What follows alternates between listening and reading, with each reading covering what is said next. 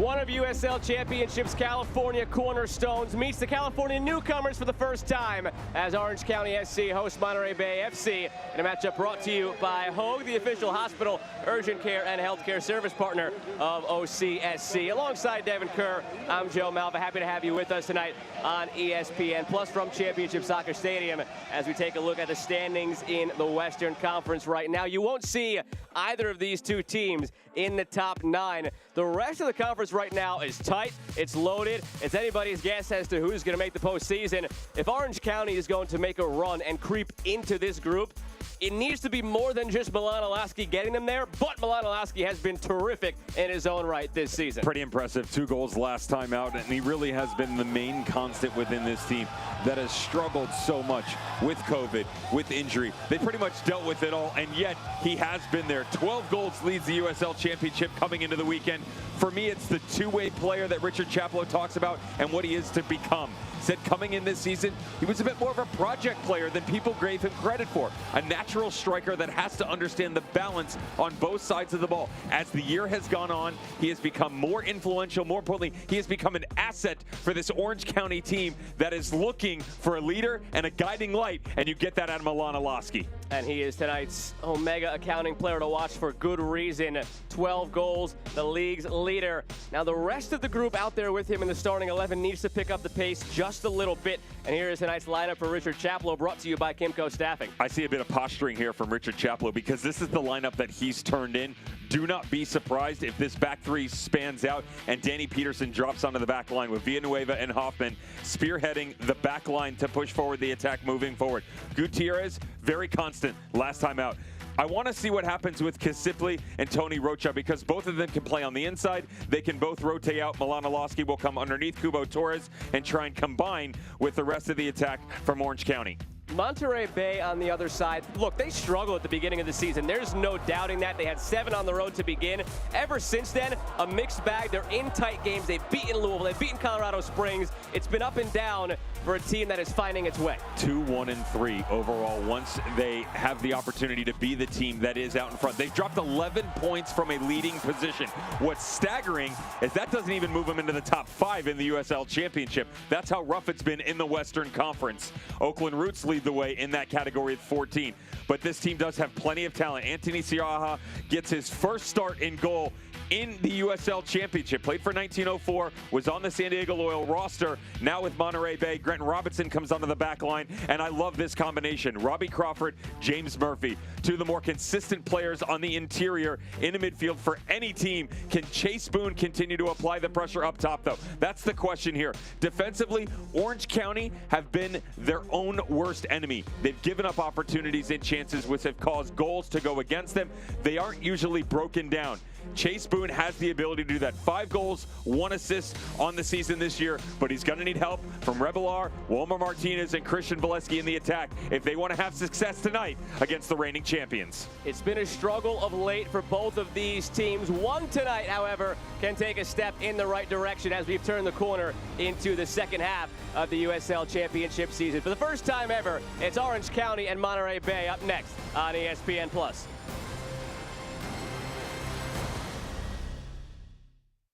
Back post run, header down and in! Rakowski got a piece. Asante turns. Rakowski gets up.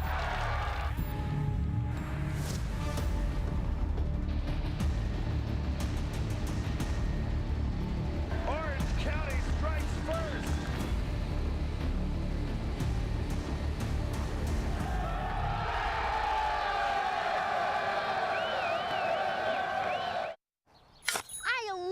Shovels. Where did you come from? Ever find a body? What? No. Did you contact 811? Who are you? Did you know it's the law? Why is a child yelling at me? What if you hit a gas line? Who pays to fix it? Do you? Does my neighbor? Can you go to jail? How much is bail? It's good to ask questions, like did you contact 811 before digging? Are we going to jail? I don't know.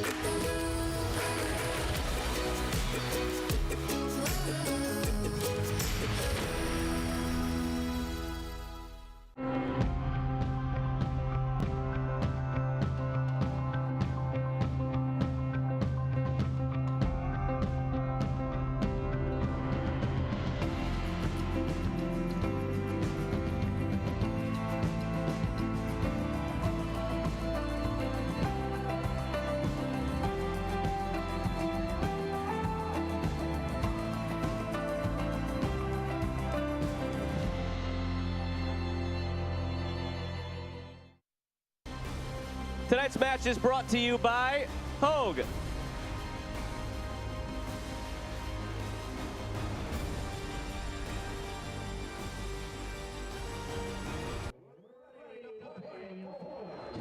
Ready to get things going here as Monterey Bay kicks it off left to right in the Crispin Kelp. Orange County from right to left in the orange and black. First ever meeting between these clubs. Monterey Bay fighting their way through an expansion season. Orange County on the back end of a championship season, in danger of becoming just a second team in league history in the modern era to miss the playoffs the year after winning it all.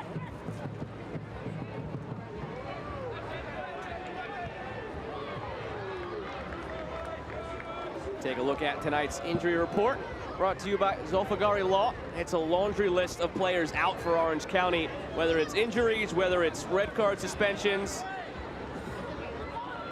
There are a handful of players missing.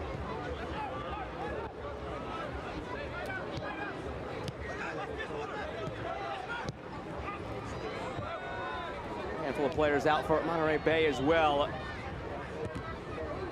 They earn an early corner out of it.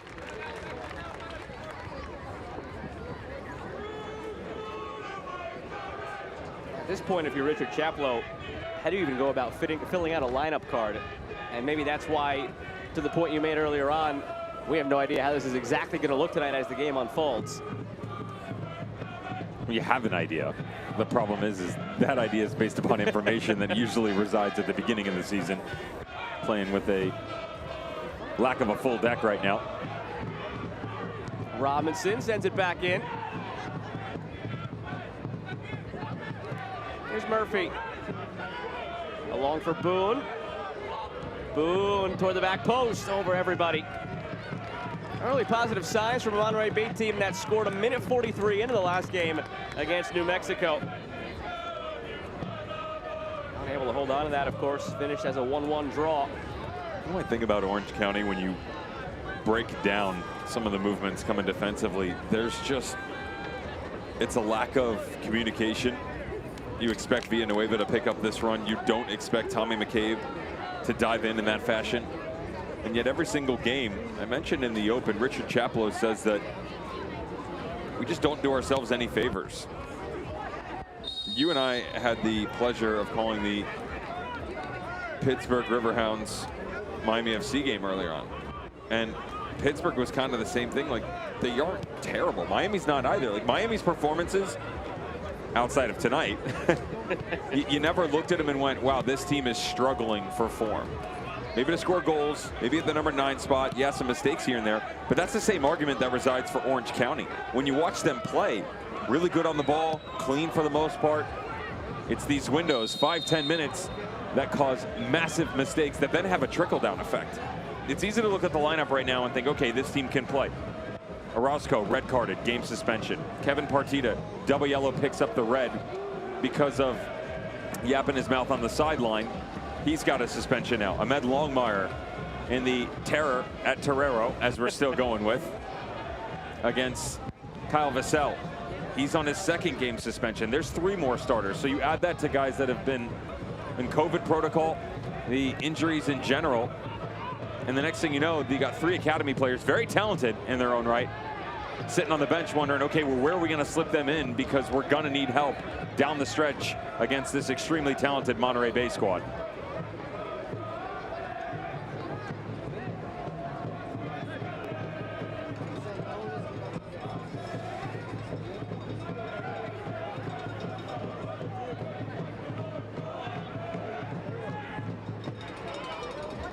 Tonight's keys to the game are brought to you by Easy Fleet GPS, keeping your fleet on track. Simple enough for Monterey Bay. Yeah, just stop. Nobody else has been able to do it. Bingo, Milanowski, and with his 12 goals and 1 assist. How do you keep him at bay? Well, keep the game in front of you. Double, triple team him at times. Push him into uncomfortable areas. Use the touchline as your friend. And for Orange County, I look at the wide areas of the field because they have been good down the middle. Robbie Crawford, James Murphy, the quality partnership that should be in theory. But can you get enough production in the balancing act on the high wire that is the front line for Monterey Bay? Seen enough out of Chase Boone? Maybe. Certainly not enough for Walmer Martinez or Adrian Revelar. So when the rotation comes, got to make sure you create the width, not just through the spine.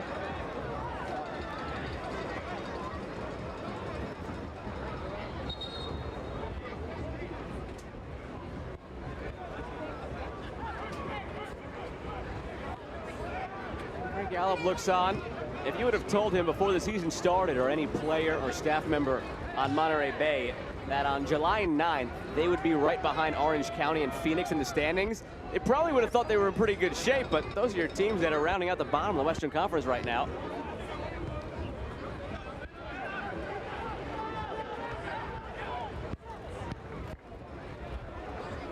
Build up from Orange County.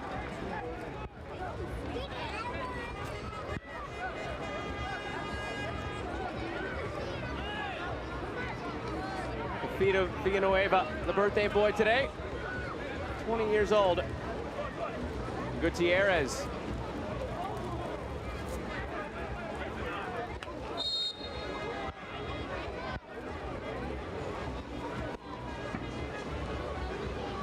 There's a lot of players right now for Orange County in the mix who weren't necessarily part of the equation at the beginning of the season. You look to Hoffman in the lineup, you look to Gutierrez in the lineup. All players who were scooped up along the way as they've dealt with the injuries, they've dealt with the health and safety protocols. Of course, Kobe Henry gets sold. They lost players due to youth national team duty, like Alcindina. And for a while, we've sung the fact that they're still right there. The problem is that gap is growing. You know, coming into the night, where they sat seems a far-off cry because of the movement so far. New Mexico United in their lead.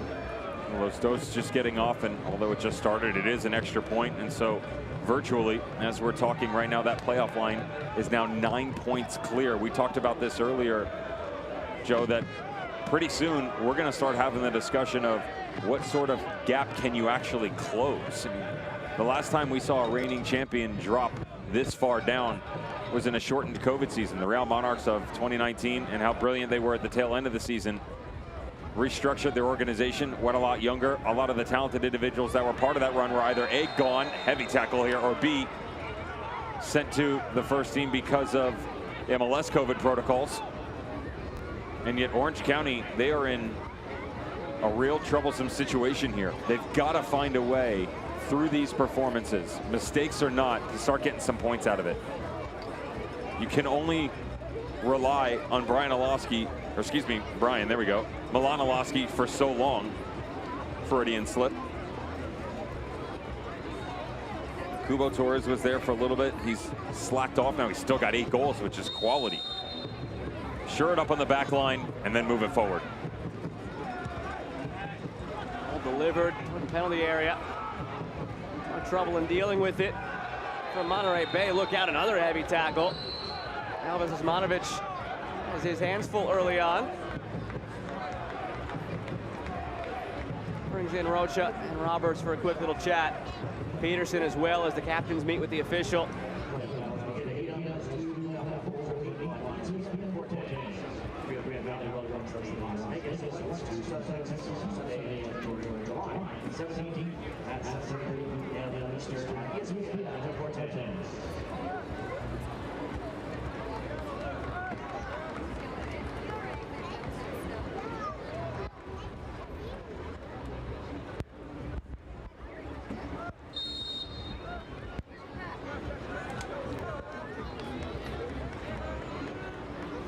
USL debut for Anthony Siaha. Never really had a chance to shine, and that's why he's kind of bounced all over the place. Collegiately, transferred and went through a couple of different schools. Had some time in the Arena League, some time in Nisa. Never cracked the lineup in San Diego. Now gets to start here tonight for a team that has used a handful of goalkeepers themselves. Dallas J, Rafa Diaz, Carlos Herrera. It's been a revolving door between the sticks for Monterey Bay. I can remember coming into the season, having the opportunity to call their first ever game. It was like on March 12th, the 4-2 loss to Phoenix Rising, but discussing with Frank Yallop what the expectations were coming in, and he just said 3 wins through 7. That's what I'd like. any team that has to start the season 7 games on the road, he just asked for 3. You know, right around that 50% line, and they didn't get it. But they did get some play, and they started to build the chemistry, and all of a sudden you turned your head and went, wow, they took down Louisville. Oh my goodness. They beat Colorado Springs 4-2, back-to-back games. And it wasn't luck when you watched it. Some contact in the area.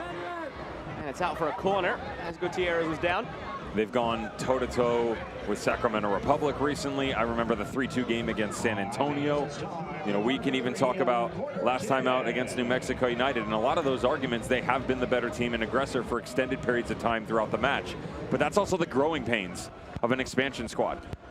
Understanding their overall talent, what's their identity, what sort of depth do they have within that argument. Halfway through the season, Monterey Bay still trying to find that footing. Corner kick presented by Corner Bakery.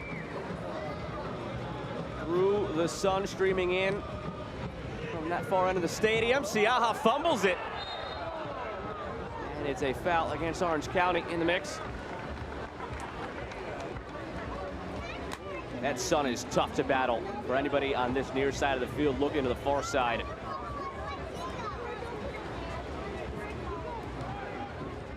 He's big, long, right? Siaha listed at 6'6", but the reach, his arms. And he's big enough physically that he can, you know, challenge you in the areas, but he's not this bruising brute force. You look at a goalkeeper like Ben Lunt in Phoenix Rising. He's got that massive physical specimen type look to him. That's not the case for Anthony Siaha, excuse me, a lot leaner.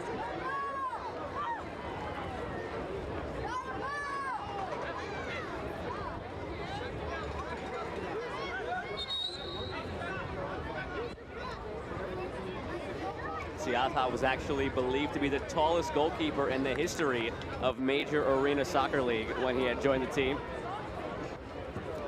Played for the San Diego Sockers.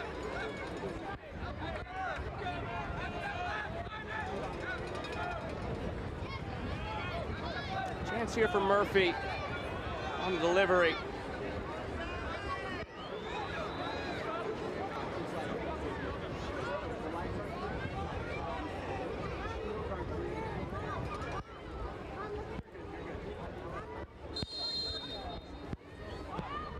Murphy. What he intended. Easy for Orange County to deal with.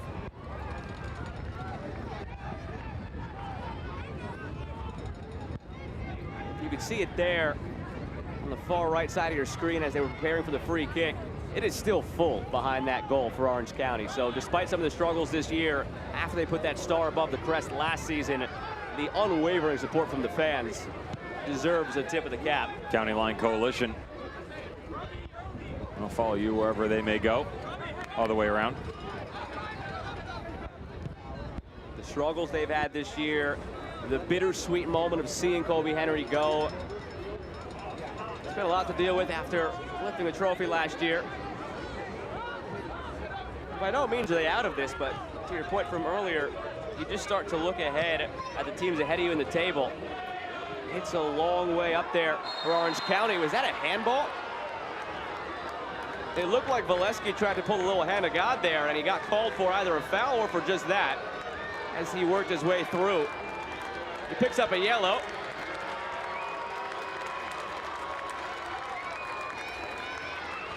That's exactly what he did. Good on you, son. Good on you, son. How good's the ball by James Murphy, by the way? A long ball up over the top. You know, I posed the question earlier today on social media, specifically Twitter, and I said, you know, what sort of changes would be the biggest surprise in the second half of the season? There was an Orange County fan,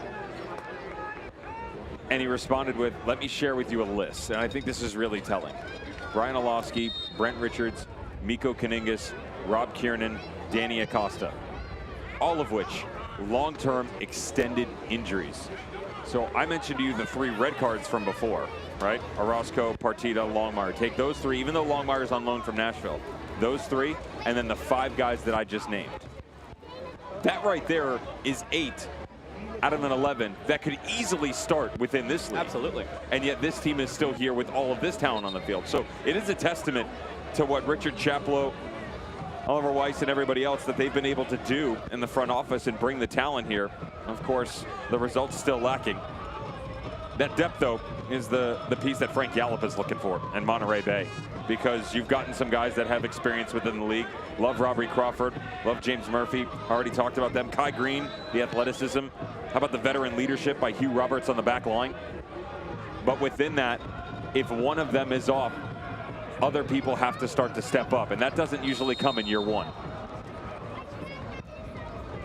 And having a chance recently to chat with Frank Yallop, he was candid in talking about just that. They're not going to throw in the towel this year. They know it's a long way to the playoff line. It's probably not going to happen, but there's a lot to be gained from treating every game the rest of this season like it is a playoff game, because you're trying to lay that foundation. You're trying to figure out who should be here next year, who belongs, who can you build around. Chase Boone, we talked about at the top of the broadcast. He certainly looks like somebody that you can be building around. And it's a team that is trending in the right direction. You mentioned the 7-game road trip to start off. They go 1-6. They're outscored by 16 goals, 23-7 in that span. Since then, with a more normal schedule, they're 3-5-1. Their goal differential is just -1, 14 scored, 15 against. In the month of May, they went 3-1. The month of June, they went 0-4. They've had their ups and downs. They've had their 1-goal tight games against quality opponents. They're finding their way, and they're, again, hoping to mirror one of their fellow Californian teams in this league and develop what Orange County has.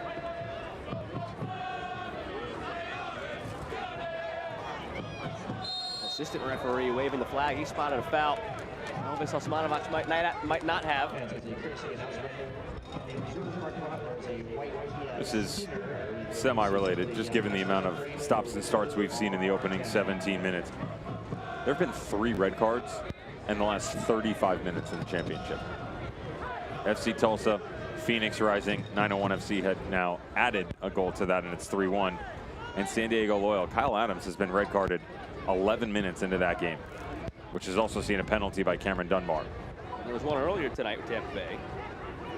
Carry the 1. You remember early in the season, though, maybe the first 4 or 5 weeks, it seemed like there were a handful every weekend. Then it kind of died down. All of a sudden, it's becoming a bit of a theme again.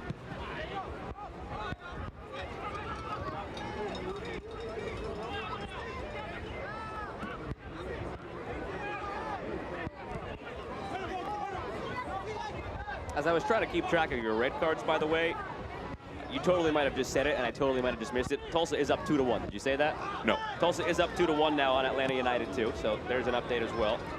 I was trying to keep track of the red cards, and then I took a look at the score. Plenty of action all around tonight in the league. Playoff races heating up all of a sudden, East and West. Well, I guess it's been hot in the West for the last month, but heating up a bit now in the Eastern Conference as well. New Mexico with 30 minutes to go, up 1-0 on RGV. Phoenix Rising heading to yet another defeat. El Paso at halftime up 1-0 on Colorado Springs. And Los Dos up 1-0 on San Diego 20 minutes in. San Diego handling from a goal down and a man down.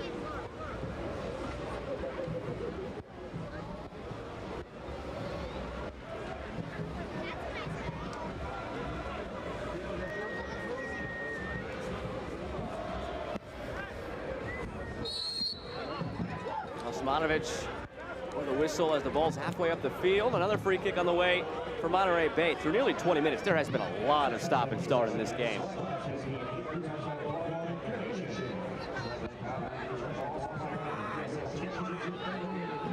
Just when you think it might be finding a rhythm.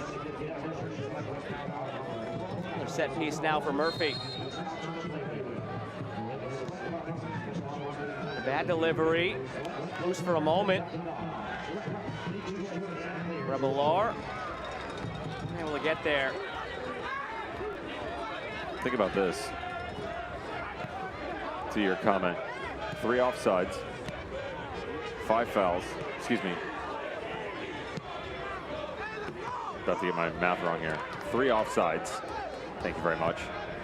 8 fouls. That's 11. And 2 corners. 13. It's something every minute and 20 seconds or so. And that one out for another goal kick. So whether it's been fouls, whether it's been ball out of play, we haven't actually seen much soccer through 20 minutes now.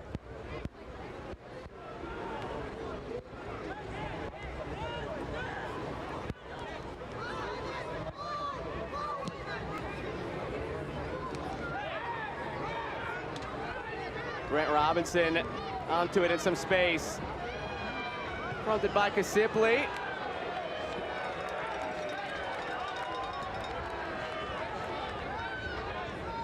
Frank Gallup has some history against Orange County, even though Monterey Bay has none up until tonight.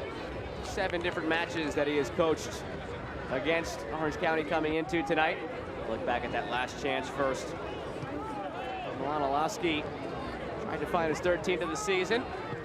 Gallup 3-3-1 in the first 7 games he's coached against Orange County. 4 matches in 2020 when he was with Vegas.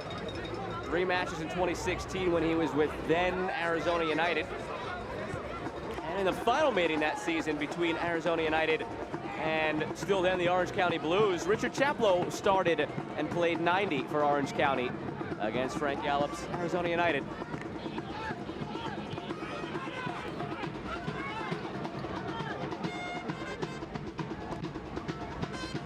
Villanueva.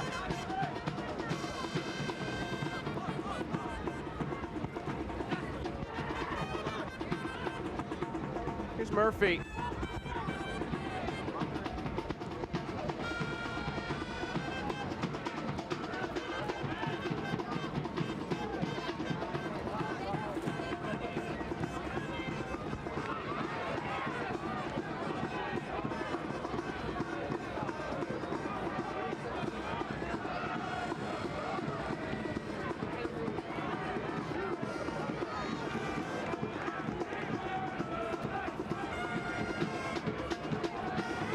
Orange County and the Scottish champions Rangers FC have partnered for a series of youth camps this season. The 5-day session from July 11th to July 15th will be the second of 3 2022 camps. Head over to orangecountysoccer.com/camps for more info.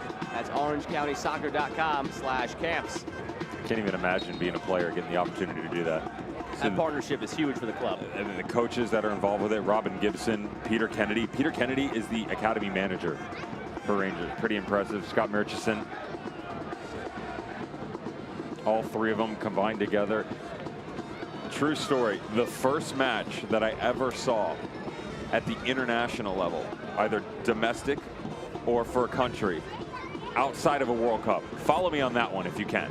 So you're talking like a friendly or something? Not bingo. International game, not a World Cup. I saw Rangers play Atletico Madrid at the then Orange Bowl in Miami in the early 90s. Wow. Super cool. And Glasgow Rangers had a place, a supporters group in the South Florida area. It was a bar pub called the Tudor and Pub. It was right around the corner from the now Drive Pink Stadium, excuse me, for Inter Miami. So we would go there ahead of time and then go to the then Miami Fusion games. But for this specific event, they play, it's a friendly, but it was part of like some preseason tournament. I can remember standing behind the goals with all the Ranger fans wrapping their arms around me like I was one of their own.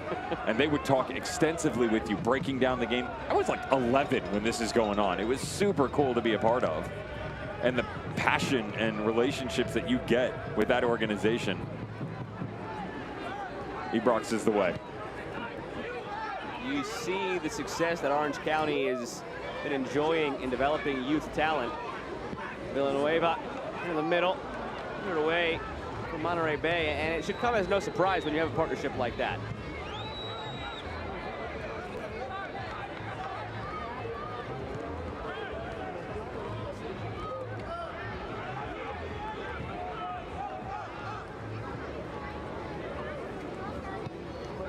Here's Villanueva once again.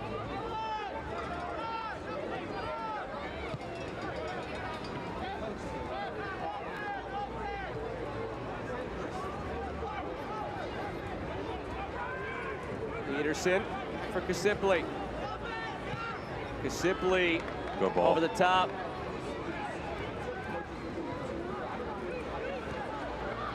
Here's Olaski, deflected.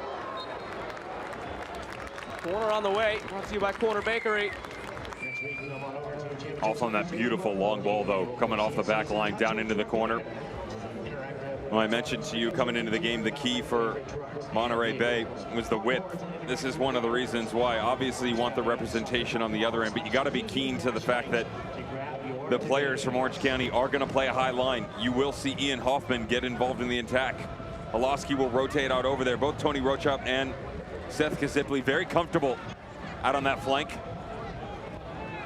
A variety of options available for Richard Chaplow, regardless of direction they go.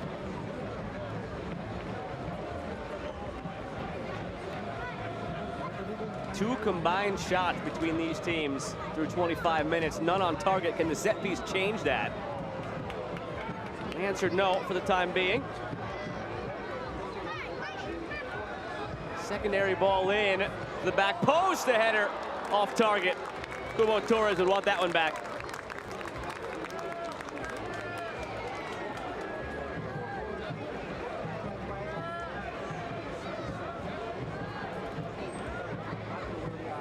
You sort of wonder, with the way that the game is going right now, how much pressure can you actually sustain if you're Monterey Bay. Scouting report coming in.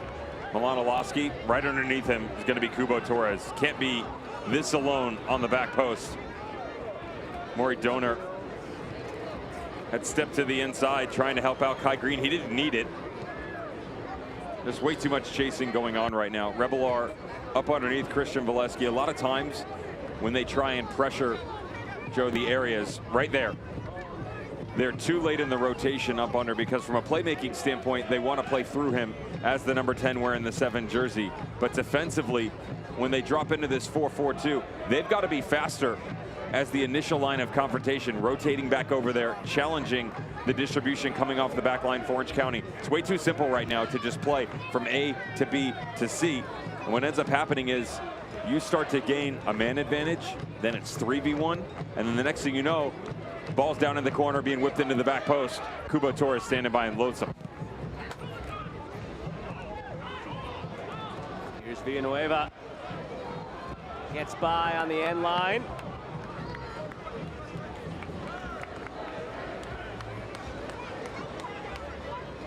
This is about as close as it gets to a must-win for Orange County, without it actually being a do-or-die situation. You've got the team bottom of the table in your own venue, as you're trying to find some way into the playoff race. Needs to be 3 points tonight. So far, they've had control of the game, possession, territorially. Yet to register a shot on target.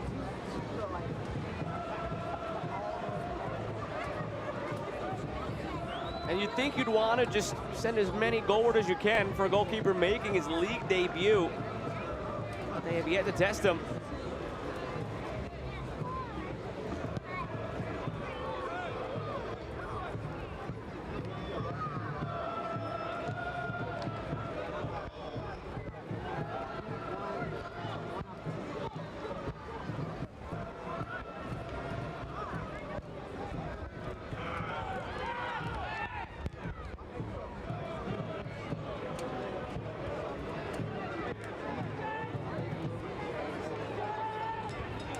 Played through toward Valesky. He hasn't really gotten going this season. Frank Yallop knows that at a moment's notice, Valesky all of a sudden he could start pouring them in. He said he'd be more concerned about Valesky if he weren't getting into the dangerous areas. He's at least getting there. The finishing just hasn't been there. Frank Yallop was very quick to praise Valesky for not bringing his frustrations to the training ground or to the match days. For a striker, it's so much between the ears, and he has done a really good job of compartmentalizing things while he's gone through these struggles.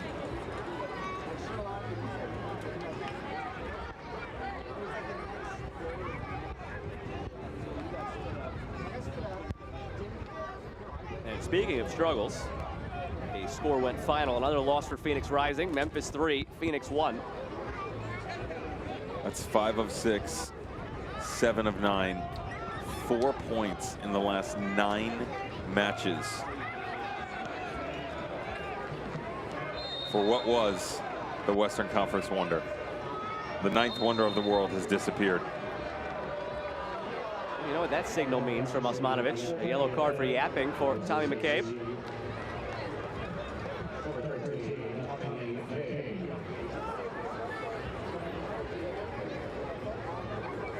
It's not the first time that he's gotten himself into trouble in this half. I mean, who hasn't? He's upset because of the back talk right there. He was going to let him go on the challenge over the shoulder from Tommy McCabe on Adrian Revelar. I'll get it. Tell me that doesn't sound like a phone from 1940. You would know. Fair enough. Big Bounce House fan, by the way. Yeah, it's a gnarly carnival this weekend. Oh, my goodness.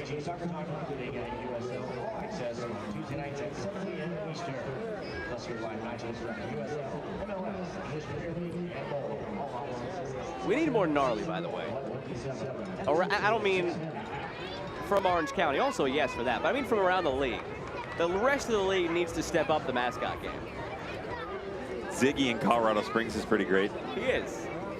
But there's not enough for my liking.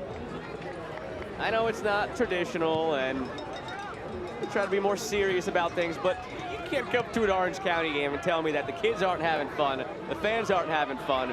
Earlier this year, it was Gnarly's birthday, and they had mascots from all other LA teams come in and celebrate it with him. They had the Rams mascot, the Ducks mascot, all on the field pregame.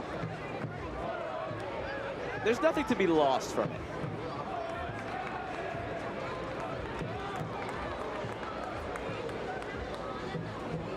He turns the corner, goes down, and it's just out for a goal kick.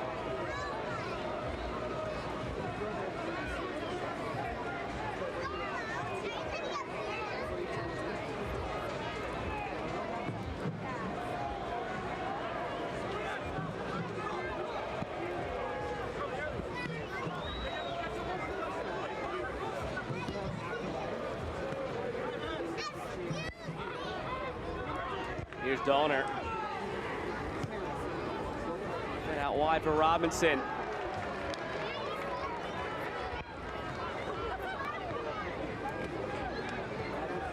There he is. Come on. You mean to tell me that not every team in the league can do that? I want to wear that thing so bad. I want to be gnarly for one night so bad. Have the suit on, wave at everybody, take pictures. I want someone punching me in the head. Bucket of popcorn on the inside. Mechanical arms and eating a bucket of popcorn at the same time.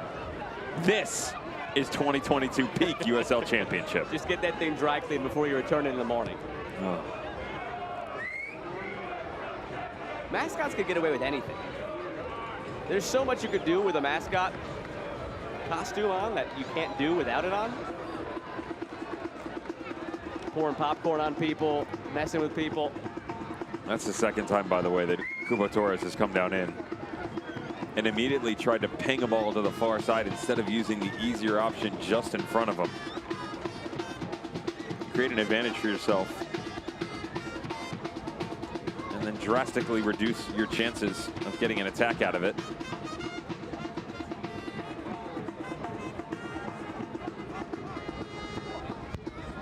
Stumble there on the back line. Oleski pressuring as Skendi sends it back.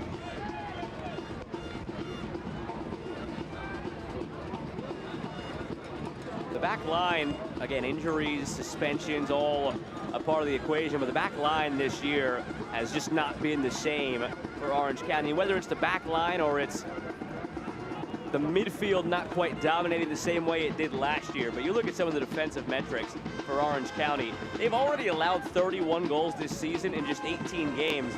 They gave up 38 in 32 games last year. They're only 7 away from their entire season total last year. They're currently on pace for 55 if it were a 32-game season.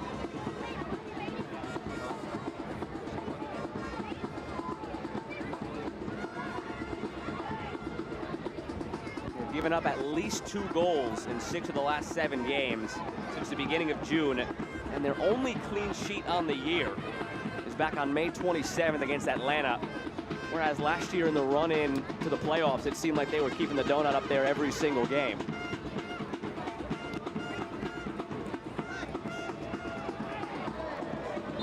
That's a card. Yep. Gotta be. Happy birthday. Great minds. Forgot to get you something. Didn't want to go unnoticed.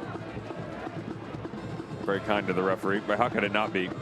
Good move by Monterey Donor. I'd like to see more of this, especially with the amount of bodies that Orange County are dropping down into the midfield, whether it's Kubo Torres or Milan Olowski. We know that both of them, historically and through this match, have added their name to the mix on the interior.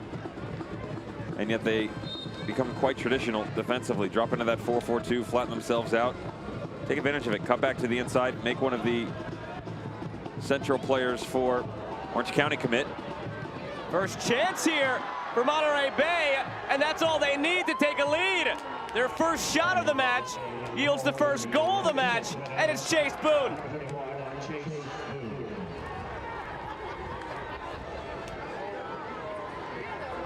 Because of course it is. Barely any possession at all. It's only the fourth time they've even been able to get the ball inside the 18. Let that resonate with you for a second. 36 minutes into the game, the fourth time a player in a Monterey Bay uniform has stepped inside the 18. Comes off a dead ball, quick long one up over the side. They don't rotate out quick enough. Ian Hoffman's got to be better in this situation, he knows it. Got to at least apply pressure on one of the most dangerous, if not most influential players wearing a jersey, and Boone makes them pay.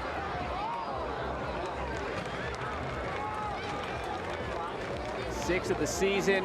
A healthy deflection off of Peterson on the way in did not help Colin Shuttler's attempt to stop it.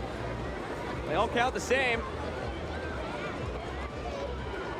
Prior to that moment, 0 shots, none on target, and when that happens, you obviously get a 0 in your expected goals column as well. And just like that, Monterey Bay 1, Orange County nothing. Can they respond on the corner? Sibley, Gutierrez.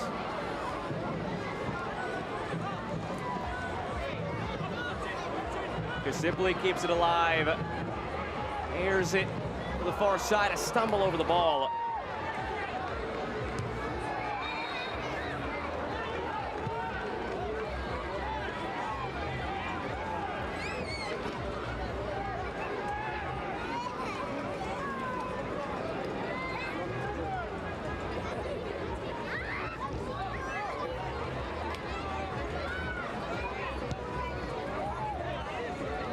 Given away now by Orange County.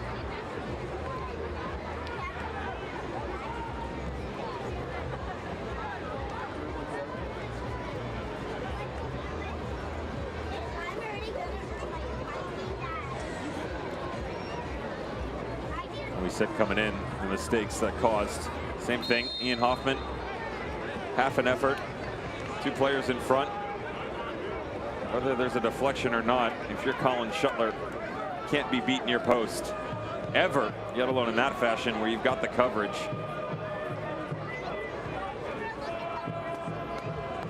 Richard Chaplow got onto the call this week, and I said, I hate to say it, Groundhog Day all over again. And he said, yep, much of the same story. You feel for him because you can hear the tone in his voice. It's just utter defeat, and it's moments like this again. Not quick enough to organize. Like Hoffman pulls out of it, doesn't even jump. Peterson comes over. It does take a tiny deflection, but again, you're right there if you're the goalkeeper. You got caught cheating, and now you're down 1-0. The good news is this team isn't lacking for character. They've definitely been through the gamut on this multiple times before. Last season, this year. Going up against a team that has made a habit of dropping points from a leading position, as you talked about earlier. And the problem is Orange County, through 9 matches this season, when they've conceded first, they've only come back to get points 3 times, and only once have they done it to the tune of 3 in a victory. They've more often also been on the wrong side of that, where they've given up points from the leading position.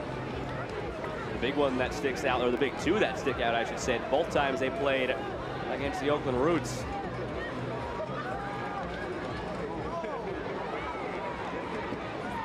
Oh. This game has not lacked physical play. These teams have no history, and they're quickly forming one with some of the challenges we've seen in the first half. Only 5 minutes remaining. I'm surprised Ian Hoffman doesn't get carded here. That's a pretty decent tackle from Boone. It was that little reach out, though. And Chase Boone just overextends the left arm out in front of Ian Hoffman, returns the favor. Surely extends the dinner invite for next week. Nicholas Murray comes up with some terrific statistics for us. There's no way to look this one up without a lot of hours and hard work. Probably even then you can't find it. But Monterey Bay right now, their expected goals are .09. That's got to be the lowest of all time for a team that actually has a goal in a game. .09 expected goals. And here they are, up 1-0. Sounds like a challenge extended. That nightcap just got a little bit further in the distance for Nicholas Murray. Wasn't me, my friend. For once, it wasn't me. .09. And it's 1-0. And they're bringing Seth Kasipli further and further to the inside. If you watch the rotation, they're trying to turn it into a 3. They're not. But Kasipli coming deep into the interior. They're lacking that extension on the right side, though. He had been frequent early on just in front of Richard Chaplow. It's not a new look for him, but as he comes, some of that balance that I talked about on the wings now being able to be exploited by Chase Boone, of course, your goal scorer, but just watch the space open up because of the fact that Ian Hoffman has to do so much more work now.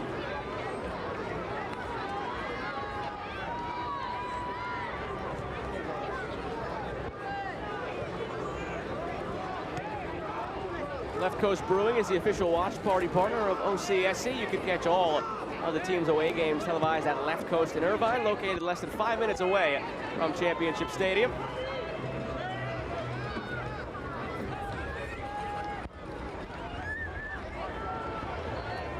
In for Kasipli.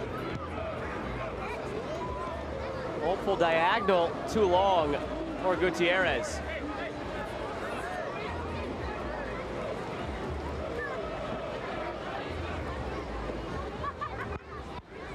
Chase Boone knows how to start things off well for Monterey Bay.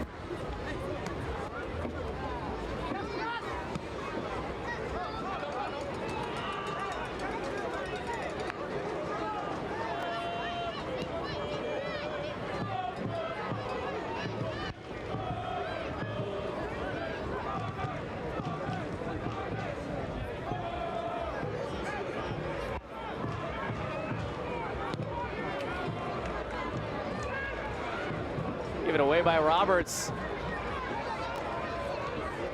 In for Olaski. Tried a nice little combo back for Torres. Just nothing working right now in the attacking third for Orange County. They're trying diagonals. They're trying even go. They're trying anything they can. It's just not yielding anything. When you have a goalkeeper making his debut, you need to have a shot on target.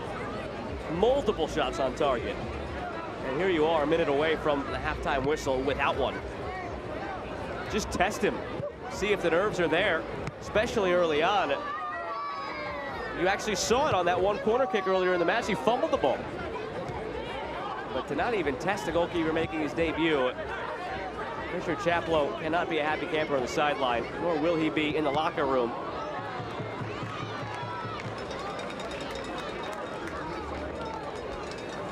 Even more so is the fact that there's a momentum swing right now for Monterey Bay. It's not a massive one, but they've definitely become more comfortable. The line defensively pushed itself higher.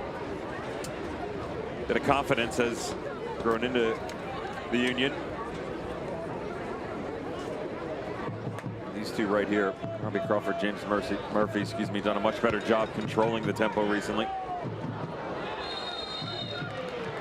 A foul against Monterey Bay.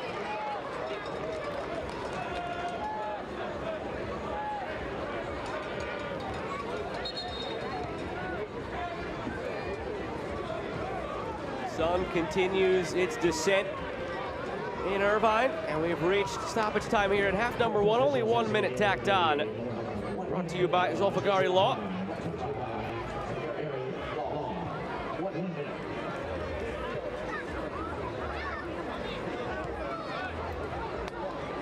This is one of those, I think, for Orange County, well, depending on how you look at it, you either want to or not want to be a fly on the wall in that locker room talk.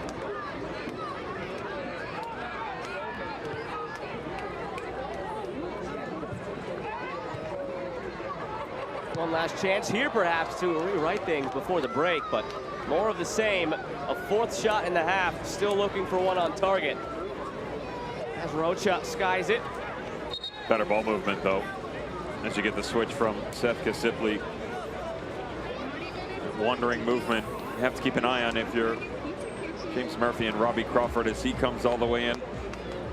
Naturally, the replacement is going to be Tony Rocha going to the outside, or Ian Hoffman pushing himself much higher into the attack. Area of concern for sure, but the efficiency at which the champions operated with at the tail end of last season, eluding them once again.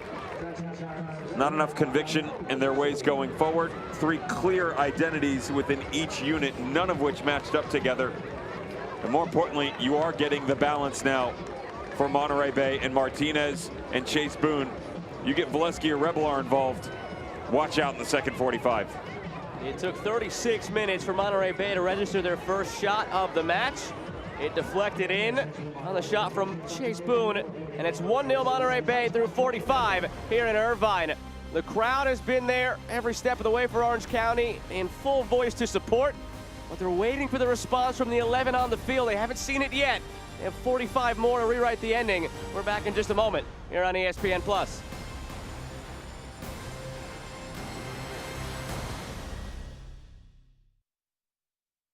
Back post run, header down and in! Rakowski got a piece. Asante turns. Rakowski gets up.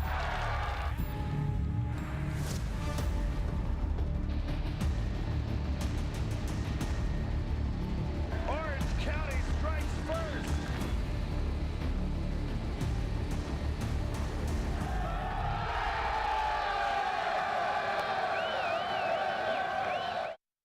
We never knew that it was going to be one of those sought-after IPAs all over the world. One was a double IPA, the other was a single. It was Doug's idea to combine our 2 recipes together. And that was the key. They gave me the beer, and I thought, this is the best beer ever. And they said, yeah, well, it's 7%.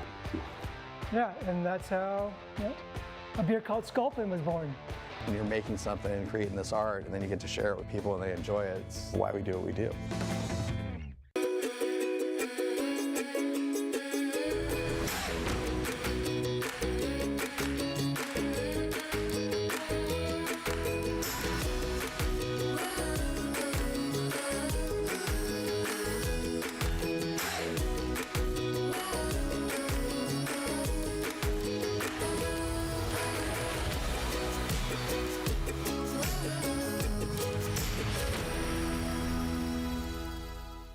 I'm here at Pro Code, the official training partner of Orange County Soccer Club.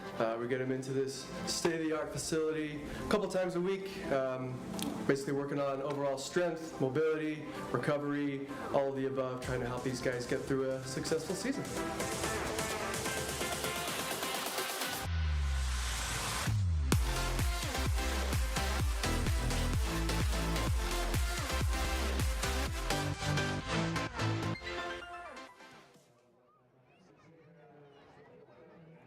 Pro Sport, the official physical therapy partner of OCSC, brings you the halftime report, and we begin things with the dish from Devin Kerr. They say a chef's hat has 100 pleats to represent the 100 ways you can cook an egg, and Devin gets into one of those. Week 18 of the dish. 24 of 27 teams have officially played. You're right, medio tempo, halfway through the season, halftime, whatever you want to call it, snooze fest. That's what this game was. Canardo Forbes, no. Danny Rivera, yes. Albert Deekwood calls game here in the 79th minute. his 6th of the year. Albert Diqua, Russell Cicerone, and Dane Kelly on track to get double-digit goals. That would be 3 for the Pittsburgh Riverhounds, the first time since 1999. They were in the A-League back then, and some of you weren't even born. Let's keep going. Atlanta United 2 versus Birmingham Legion. This is what we call a track meet. The problem is Birmingham Legion were running the 4x100. Enzo Martinez, his 5th of the year, inside 10 minutes. That's called momentum. That's Bruno Lapa. Redemption song. First goal since October 24th of 2021. That's a long time. But this is life. Luke Brennan brings life to Atlanta United 2. They get a goal back. That's 2-1. Now we're going to talk about transition. Robbie Mertz heating up. What a ball this is. 4 assists in the last 2 games. But that is Tristan Traeger. He is on fuego. 6 goals in the last 4 matches. That makes it 2-2. Zach Harivo, though, Agadello, unselfish. Harivo leaves the atmosphere. That's part of the stratosphere, atmosphere. Yeah, we can call it whatever we want. It's called rotation. That's upper 90. It's not a game winner, though. That's Nico Firmino. Wow. Points stolen by ATL UTD2 at 6 consonant syllables and syllables. Say it any way you want. That's 1 point in the draw. Detroit City. Spoiler alert, they're pretty good at home. Yeah, the key, rockin'. Terrible volley. How do you like your eggs? Poached. Pato Batello Faz, one of the best poachers in all of the game, but I'll take it. His 6th goal this season, and Detroit, they don't lose at home. Sometimes they draw, but sometimes means maybe. Call me maybe. It's summer. Carly Ray gets a little redemption herself. Peter Lee Vassell, what a touchback. Keep their heads ringing. Dre Day by Andre Lewis gets them to 1-1. Back-to-back results for Hartford Athletic under Ray Reid. Detroit, only 6 points in their last 6 games, 1, 2, and 3. That's not a good recipe. Justin Portillo, he is, however, the main dish of the night. Because after this penalty inside the box, because that's what it is, it's a foul 12 yards out. Justin Portillo, automatique, 13 for 13 in his USL Championship career. Dear Lord, 3-1-1 in their last 5, 4 games in hand, and only 1 point off 4th. But you take a look at the Eastern Conference, a lot going on this weekend. Louisville, Memphis, Rowdies, Pittsburgh, all of these guys you would think would maintain in the top 4, but it's a lot closer than the expert thing. Think heating up right around that playoff line as well. 7, 8, and 9. Confusion. Confucius say there's confusion. I'm not exactly sure what's going on in the Western Conference. Neither does anybody else, but San Antonio, Colorado Springs, and San Diego. Take a look at El Paso Locomotive. 20 games played so far, 4 ahead of New Mexico United. Sac Republic, congestion fixture. Yeah, news, notes, highlights, stats. Come and get it right around the corner. Those topics. I mean, yeah, let's talk about today we're going to go topics. Roll it down. I am. You don't need a car to listen to Sirius XM. You can listen anywhere. You know that, right? What? Kevin Hart's Laugh Out Loud Radio. Kevin, you could use your phone. What? What? Alexa, play Kevin Hart's Laugh Out Loud Radio on Sirius XM. What? This is how I know you're getting old. I guess that was it. What?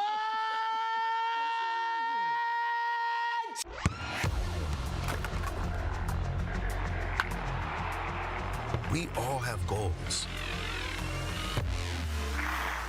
But let's be honest. Most of us aren't going to be professional athletes. But if your goal is to finish your degree, we can help. Come to a university that puts your goals first.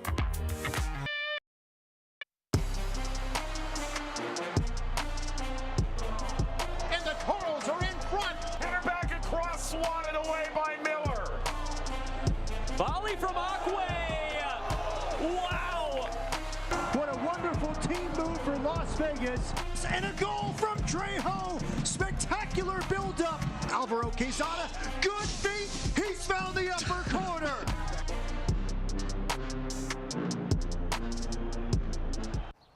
I love shovels. Where did you come from? Ever find a body? What? No. Did you contact 811? Who are you? Did you know it's the law? Why is a child yelling at me? What if he's fine? How much is bail? It's good to ask questions, like did you contact 811 before digging? Are we going to jail? I don't. At Championship Soccer Stadium in Irvine at 5, we take a look around US in the mix there. But the focus here, Lamar Hunt US Open Cup, we are Chance to make it to the final. This is the best opportunity for any lower division team.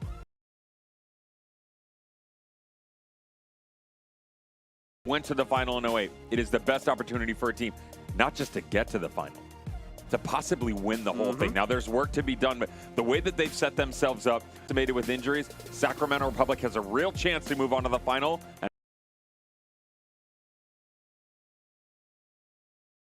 So they obviously have another chance to extend that at home. Well, you and I had the pleasure of doing Miami earlier against Pittsburgh. And in that game, I asked you for a score prediction on New York and Louisville. You said 2-0 New York, tongue-in-cheek. I don't think we could have guessed 6-0 Louisville. That's a lot. No, I fully thought that was a 2 or 3-0 game, and that kind of would have been it. And Danny Cruz would have put the blinders on, cruise control. Instead, and a red card, a pretty poor one by Ryan Flood. That'll see him go out of match as well. Again, 5 of 6, 7 of 9 lost by Phoenix Rising. Upcoming schedule brought to you by Destination Irvine.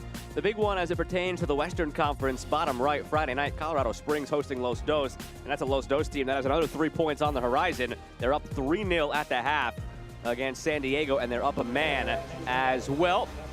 We're moments away from half number 2 between Orange County and Monterey Bay, both hoping to get back into the positive in the second half of the season after recent struggles. Right now, it's going Monterey Bay's way. The next 45 up next.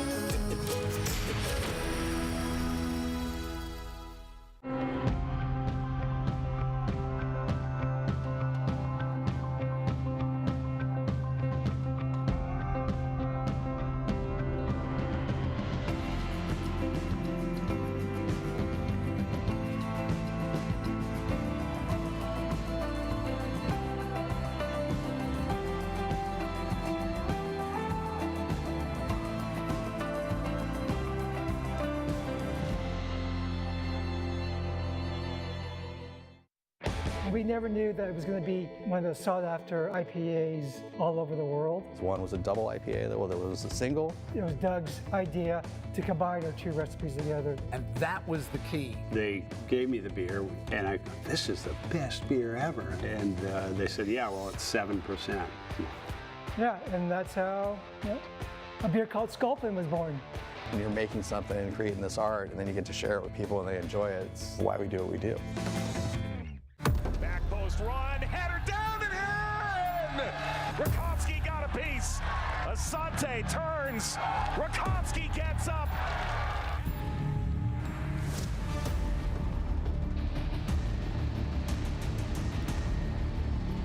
Orange County strikes first.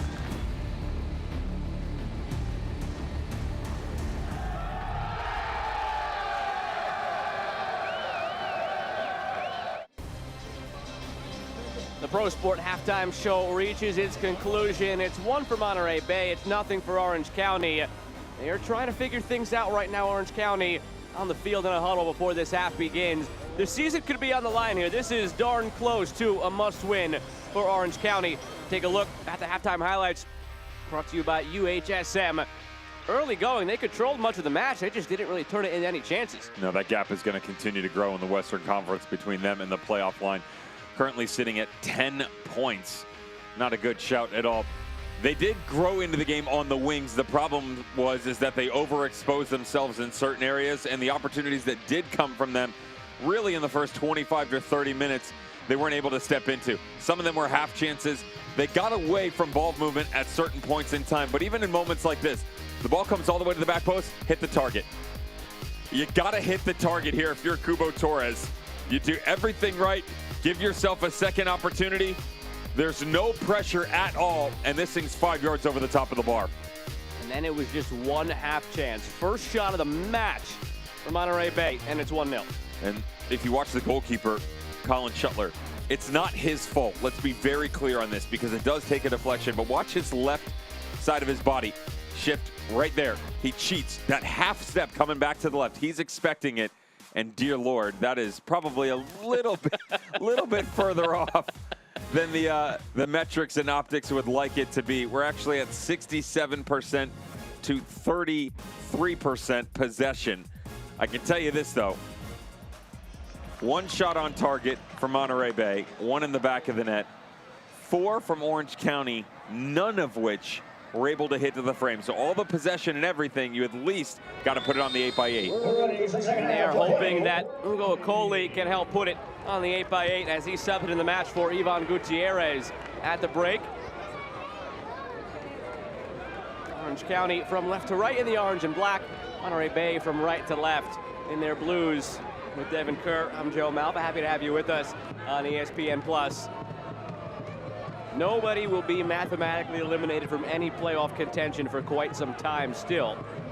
But for all intents and purposes, you have to believe tonight might be the final lifeline for Orange County as they try to work their way back. And they have 45 minutes to find a way. Substitutions brought to you by MedEquip.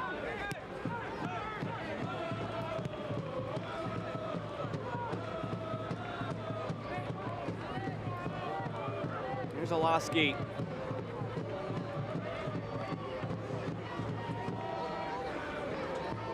Nice move to get through by Hoffman. Not a bad ball in the direction of Akoli.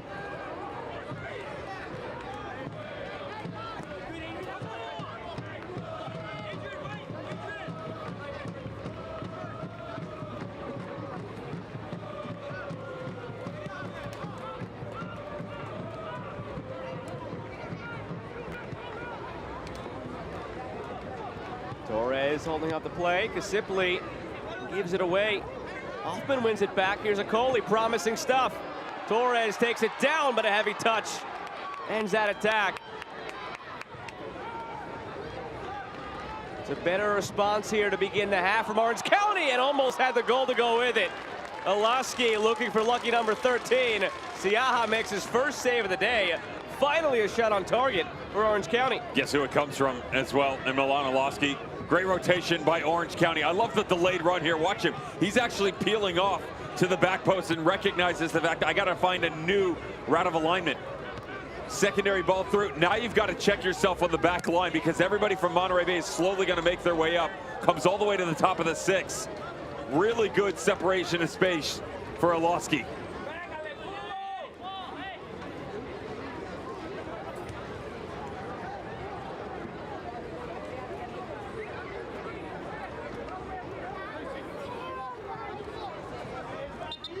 We already know this because of the way they have played just about the last month of the season, but Monterey Bay is going to be a thorn in the side of any team they play the rest of the way. They're not going to be a team you can push over just because they are at the bottom of the standings here in their expansion season. A lot of players hoping to develop into foundational pieces that stay in the fold for next year.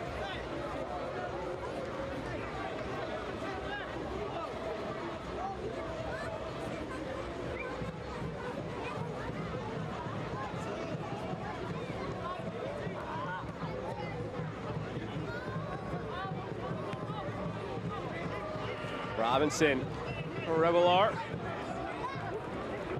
Brought the other way. Olaski dodging tacklers, still with it as he muscles off Revelar. Osmanovic continues to play advantage.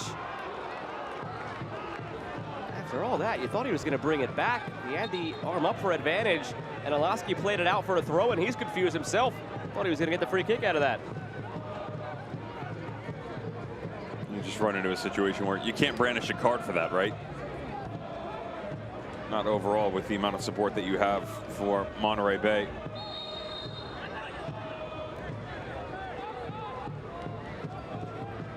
That a frustration foul in the aftermath from Olaski.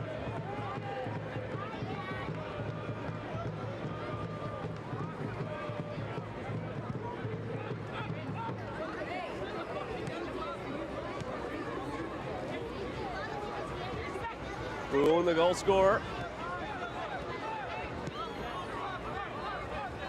Back for Roberts.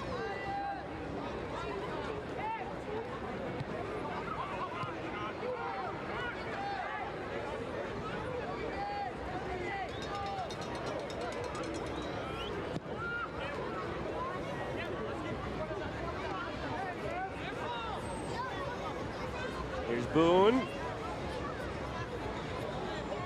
Battling all evening long with Ian Hoffman. Robinson. A switch across from Maury Donor, but wayward on the ball. 5 minutes into the second half. More positive from Orange County than it was in the first half. But all it takes is one moment for Monterey Bay to find an insurance goal. Have to make sure they're not lulled to sleep at the back if you're Orange County the way you were in the first half. Hoffman.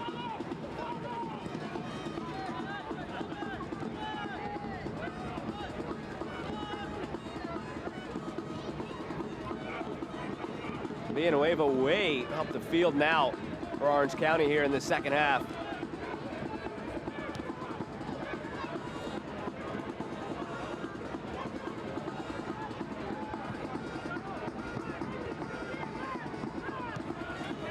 Peterson for Hoffman.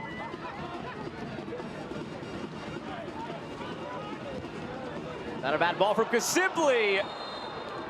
Offside flag came up in the end anyway, as Okoli put it wide. Really well worked by Orange County, though. A lot of what we saw on the first side saw Seth Kasibli coming a lot more to the interior and Ian Hoffman getting in the attack. This side, they stay together. Olowski actually comes to the inside from the left. You just talked about Villanueva adding numbers and layers into this attack going forward for Orange County. Percentage of shot for Okoli, very difficult to get on the end of.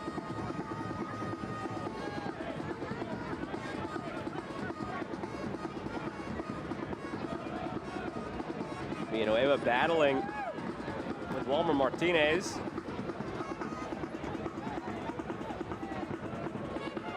All the way back for Shuttler.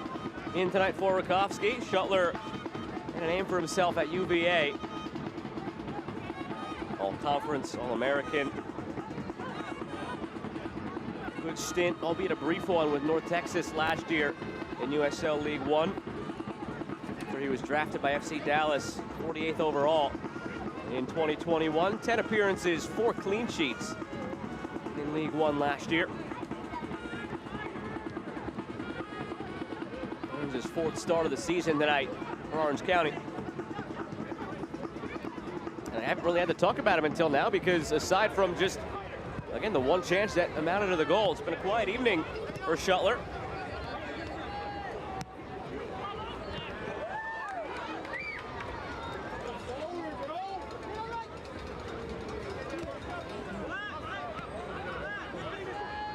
Peterson. And along for Olowski.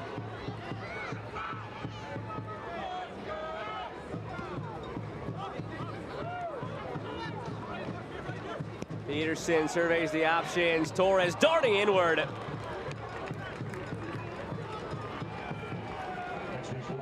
Less predictable about their ways, though. Start the second half. Olowski, hands on the hips, right at the top of the 18. Came all the way back across. No panic in him, though, as it broke down in the corner. Danny Peterson, the way that he can whip a ball in. Yes, it's far off from Kubo Torres, but you saw Villanueva, all of the midfield 4, and then Okoli and Torres all touching the ball in the build-up that time. That's a far cry from what we saw in the opening 45 minutes that pretty much saw transitional moments or a 2- and 3-man game. Shot out of a cannon, Maury Donor keeps it in at the corner flag. Martinez.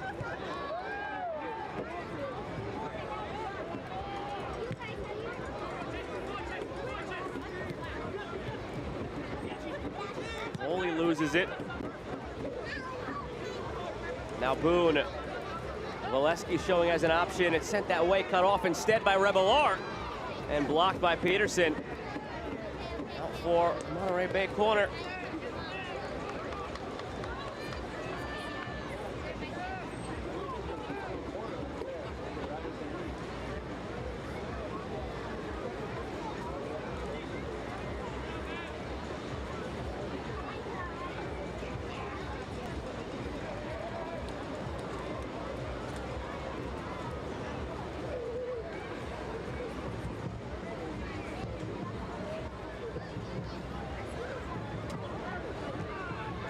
Murphy misses everybody. Kept alive by Robinson. Gets Rocha to bite on the fake. It's deflected on the way through. Parried away by Shuttler, who is fouled in the process.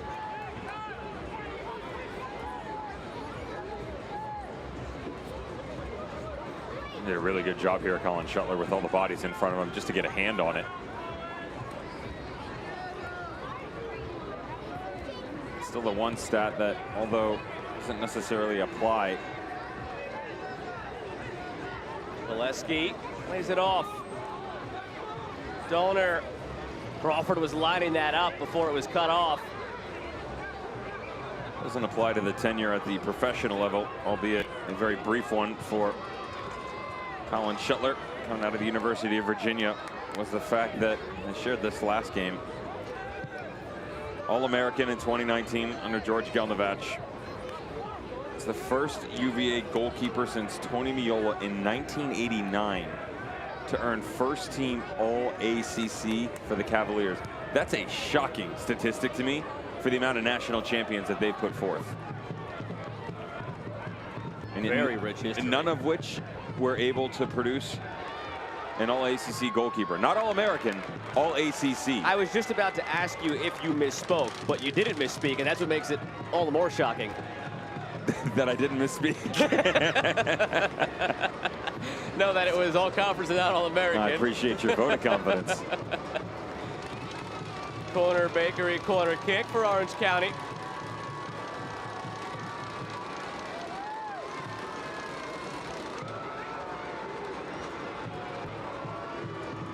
Simply Orange County Soccer Club, in partnership with the Dick's Sporting Goods Foundation and the U.S. Soccer Foundation, is proud to be working on a new mini outdoor hard surface soccer court called Mini Pitch at Delhi Park in Santa Ana.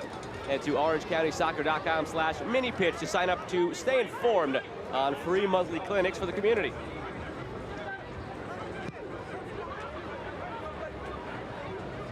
We tick up toward the hour mark here. Some updates from elsewhere. El Paso 7 minutes away from a win over Colorado Springs. They're up 1-0 and they're up a man. Los Dos still cruising up 3-0 at the hour mark and up a man on San Diego. Up a man is the key theme tonight, as you pointed out earlier. Colorado Springs just got a red card, by the way. Matt Mahoney thrown out. Tampa Bay, Tulsa, Atlanta, Phoenix, Colorado, and San Diego, all with a red card tonight. And then Sacramento up 1-0 a quarter of an hour into the match against Oakland in the NorCal Derby. Roro Lopez in the 11th minute, the goal scorer.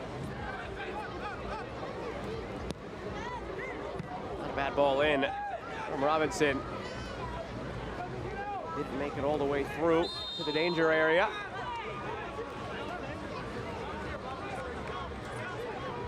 Orange County will hold its third annual Corporate Cup Adult Soccer Tournament this September. 32 local companies will take the pitch at a fun, recreational, co-ed tournament. To sign up or get more details for your company, go to orangecountysoccer.com/corporate-cup. And the only thing I take issue with there is fun. It's going to get competitive. You know, once they're out there, the juices will start flowing and the competition will heat up. It's all fun and games until the rival accounting firm is up 2-0 at halftime. Eating Krispy Kreme donuts.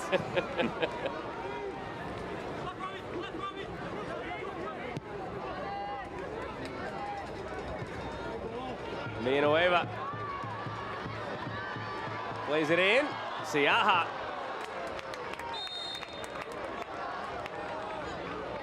He's been steady in his debut. Now the concern is his health. It's that gray area right at the top of the six. Great movement by Villanueva. I like the positive first touch. Doesn't allow the defender to track back and keep up with them.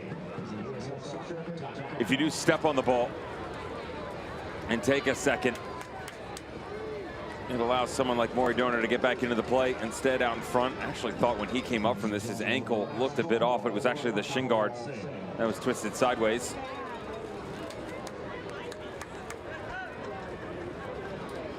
Emotions getting the best of them, cramping in the 60th minute. And you'll hear about that after the match. Win, lose, or draw.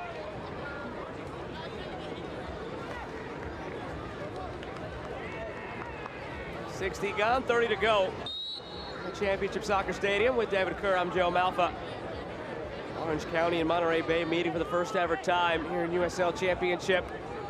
One of the league's California cornerstones, the reigning champs, meeting the newcomers for the first time. Lone goal scored in the 36th minute by Chase Boone on the first shot of the match, registered by Monterey Bay. Orange County trying to find its way. A hot start to the second half. Saw a couple of chances sent Siaha's way, but nothing ripples the net. And it's still 1-0 Monterey Bay.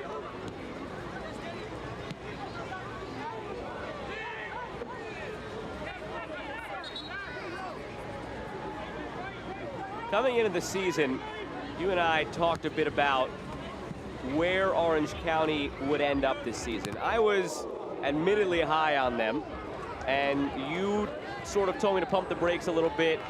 You obviously having more experience than I in this league, you always know that it's a bit tough as a reigning champion to kind of keep everything together and try to do the same thing you just did.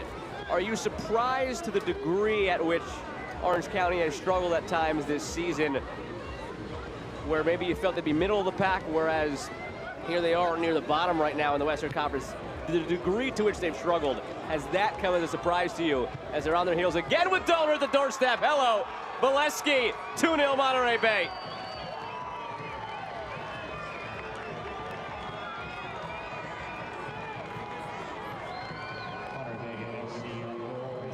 Yes, because of the talent pool. No, because of moments like this. Initial goal, 36th minute from Chase Boone. Watch who actually starts this sequence. It comes from Hugh Roberts. They're trying to stretch the game down into the corner, but as he chases down, he's got no support. So watch him pump the brakes. One-on-one, steps on it, surveys it. Okay, where am I gonna get help from? Let's slow this thing down and recycle the other direction. Challenge the width. I told you coming in, they're fine right down the middle. You gotta attack on the wings when you move into the final third. Great overlapping run. You allow it to develop all the way down into the corner, and where's the marking? Right down the middle. Albi Skendi slid over, Danny Peterson onto the back line, onto a platter for Valesky, but where is the marking? They want Shuttler off the line. The center backs want the goalkeeper to come. Shuttler wants them to step in. Double the pleasure, double the fun, and Valesky doubles the lead. Villanueva comes right back the other way. That is Valesky's second of the season. We talked a bit about it in the first half, that Frank Gallup felt the breakthrough was coming. Might that be the one that allows the floodgates to finally open for a player who has done plenty of scoring in this league? That's his 47th goal in USL Championship. So go back for a second, because you were asking me if I thought they would have struggled or been in this situation. I expected them to be a mid-table-ish team. Definitely thought they would have been in playoff contention. 6, 7, 8, or excuse me, 5, 6, 7 is where I would have looked at for them. Now, to be fair, no one would have looked at the Western Conference and thought that it was going to play out in this fashion. And I'm not talking about seedings for teams. I'm talking about the depth that these teams have provided us in terms of overall quality. This is the deepest the Western Conference has ever been. Any given day, they can all beat each other. We've seen Monterey Bay take down a #1 team in the Eastern Conference in Louisville City when they were on their US Open Cup run, or thought they were. We've seen a Phoenix Rising team that took down the then 1 and 2 Western Conference team in San Antonio. That was while Phoenix Rising was playing both well and extremely poor. We've seen a Las Vegas team been up and down, challenging anyone. You know, really the only constants within it truly have been San Antonio, Colorado Springs, and San Diego Loyal. And even within that, Colorado Springs have quickly gone from 2 to 6 losses. San Diego Loyal now sit on 5. San Antonio sit on 3. There's too much for them to account for. You can't withstand all of the issues that they've had. Form, Lady luck against them. Injury, COVID, and expect that you're going to find results. And so that is why they are in the situation that they're in. Currently 12 points back. And that 12 points, by the way, is New Mexico United sitting on 30, who have 2 games in hand. Corretti Osandina in for Seth Kasipli. Kokaningas in. McCabe out.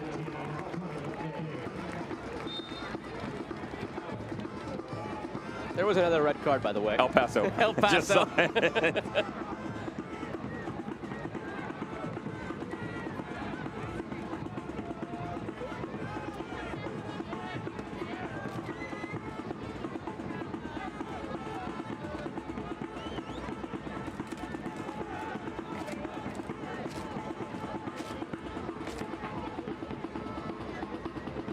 In a season that has had its struggles for Orange County, one of the bright spots has been the emergence of Corretti Osandina, not only as an option for this team, but an option in the youth national ranks. Somebody who will almost certainly have his name in the mix for the U20 World Cup next year, which the United States just qualified for. But with that comes a bittersweet nature of, is it going to be another situation like Kobe Henry, where you have him for a bit, he excels, and then it's on to the next. Remember, success comes in all different forms for every organization. Of course, Orange County have proven over the past year that they definitely have the talent pool at the youth level to develop from within, as well as pick up some of the players that you can call have been cast aside. Kobe Henry's a really good example of that, and taking a young man, latter portion of his teenage years, really the mid portion at the time that they picked him up at 16 years of age, and continue to progress him through a man's game, give him the opportunity to showcase himself globally. He's done that.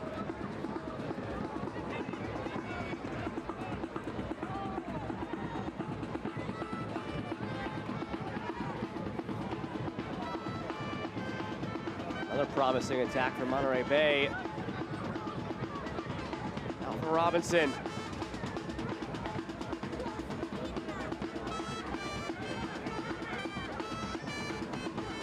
Here's Dawkins, who's subbed in the match for Walmer Martinez. All subs tonight brought to you by MedEquip.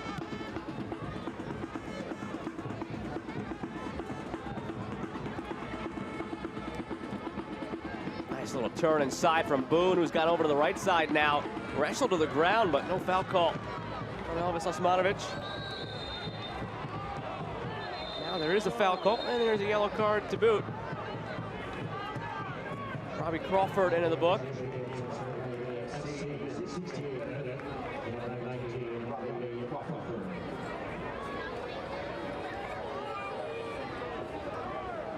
Chase Boone a little frustrated on the other side that he wasn't given anything, but no harm, no foul there. Great step by Villanueva, and Robbie Crawford's trying to catch him on the cutback. If you watch the head of Villanueva, he sort of cheats here a little bit. The quick look up and then the acceleration. You can see him trying to pull it back behind him. And Robbie Crawford recognized it as well. Just a little late in the challenge. Fourth Easy Fleet GPS yellow card of the night. Valesky, Crawford on the Monterey Bay side. Villanueva and McCabe on the Orange County side.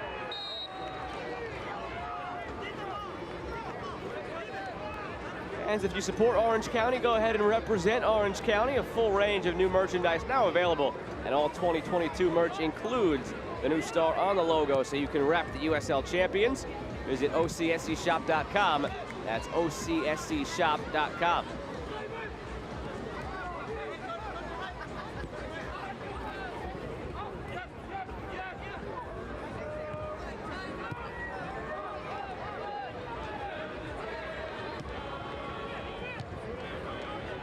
This is actually going to bring, assuming this result holds, this is going to bring Monterey Bay to within 2 points of Orange County with 2 games in hand. So you're looking at Orange County a year after putting the star above the crest, being bottom of the table in the Western Conference. It'll only be the 2nd team in league history in the modern era Phoenix, who failed to qualify for the postseason the year after winning it all.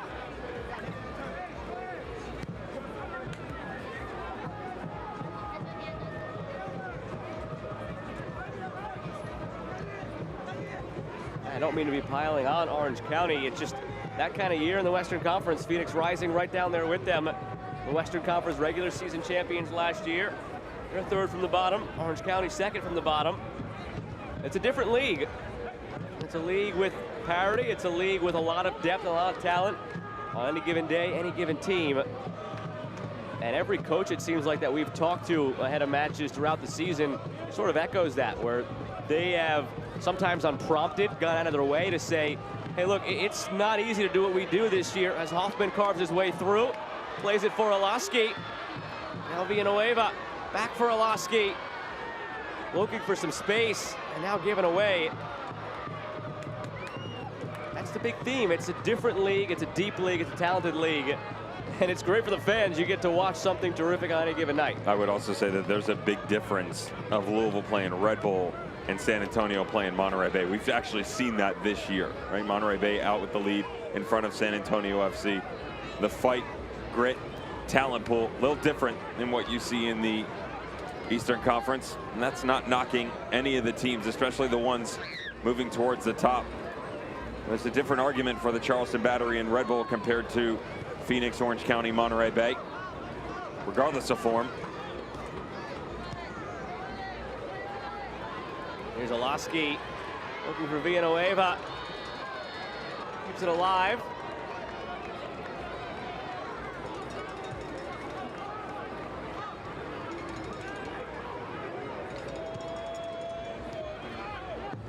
Peterson. Hoffman sends Robinson the wrong way. Dominguez has it on that left foot.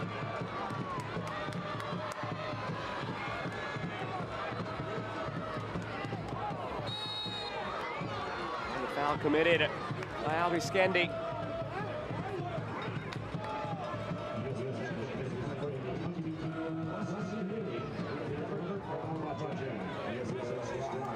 Celebrating its 75th anniversary, Select is proud to be the official match ball supplier of USL Championship.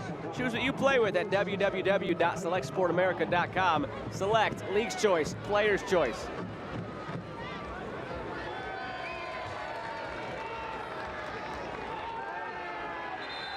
Some extracurriculars here are going to yield another yellow card in the match. Brought to you by Easy Fleet GPS. Green on the receiving end this time. Belated birthday present. Villanueva picked up one on his birthday in the first half. Kai Green a couple days late. Still very giving by the referee, isn't it? He's been dishing out quite a few in this one. There's 5.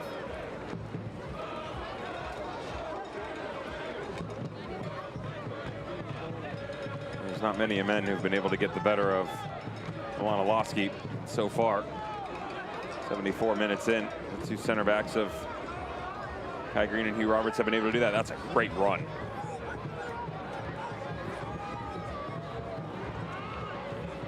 What was lacking was that last pass then from Donor into Valesky.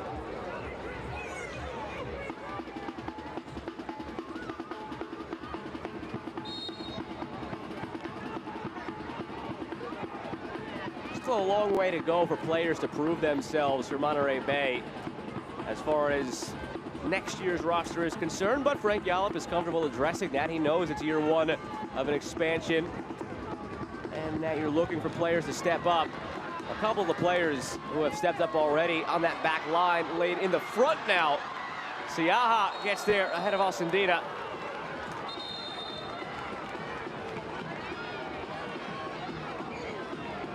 Alcindina slow to get up. I would say just go take a look at his 2018 Fresno squad. Of course, he was in the front office at that point in time. General manager and Adam Smith was on the sideline, but that team, 34 games, so you're going to get a very similar season. They went 9, 13, and 12. 39 points and a +6 goal differential. They finished 12 out of 14 in the Western Conference. Things a little different in 2019, the second year around. They finished third. They went 16-9-9. Everybody talks about the Phoenix Rising team that went 20 games unbeaten. Rightfully so. Fresno knocked them off the perch. They were the ones who ended that glorious unbeaten run. And it seemed like they had an answer to anybody and everybody that stepped onto the field against them. And that group of that Phoenix Rising team, and chatting with Frank Yallop last week, I asked him, where does this team right now stack up to some of your past projects in this league? Caretaker at Vegas, Arizona United, Fresno, as you mentioned. He said he feels like this team is at the point of where Fresno was, to your point, going into that season, that next season, and where Arizona United was before the branding switch to Phoenix Rising, because he didn't stick with the team through that next year, but he put all those pieces in place that went on in that 20-game streak. So he had a hand, obviously, in Fresno knocking them off the perch, and he also helped build a team that got there for Phoenix. If you have a fledgling group like this, Frank Yallop is probably the guy you want leading it. And some of the names he picked out that have already left a mark as it pertains to next year's roster and trying to find a way to make them the foundational pieces. Maury Donor has really impressed. Kai Green and Hugh Roberts in the middle of that back line. Despite some of their struggles early in the season, when they were on that 7-game road stand to begin things, they've really impressed. And then, of course, Chase Boone has turned some heads with what he's done offensively.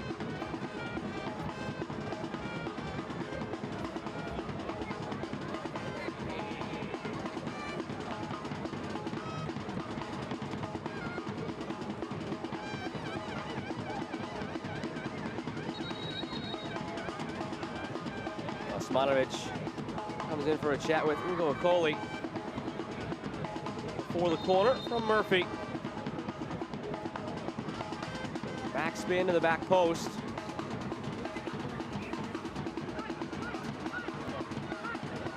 Kai Green turning Osandina around.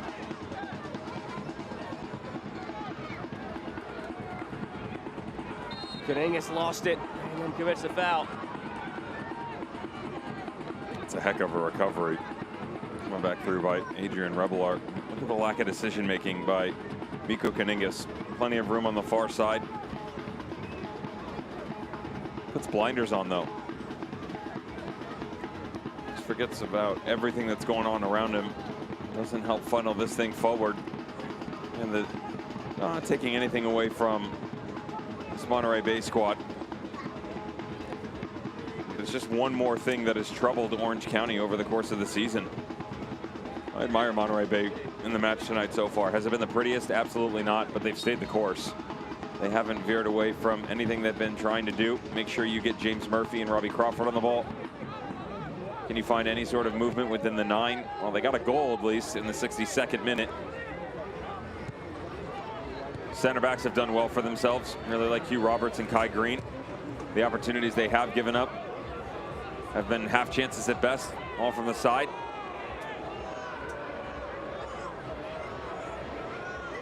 Molesky still on the ground as play continues around him.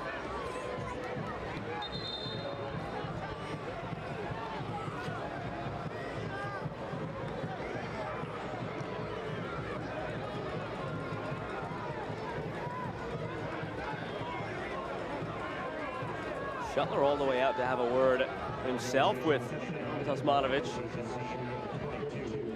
Probably Skendi picked up the yellow.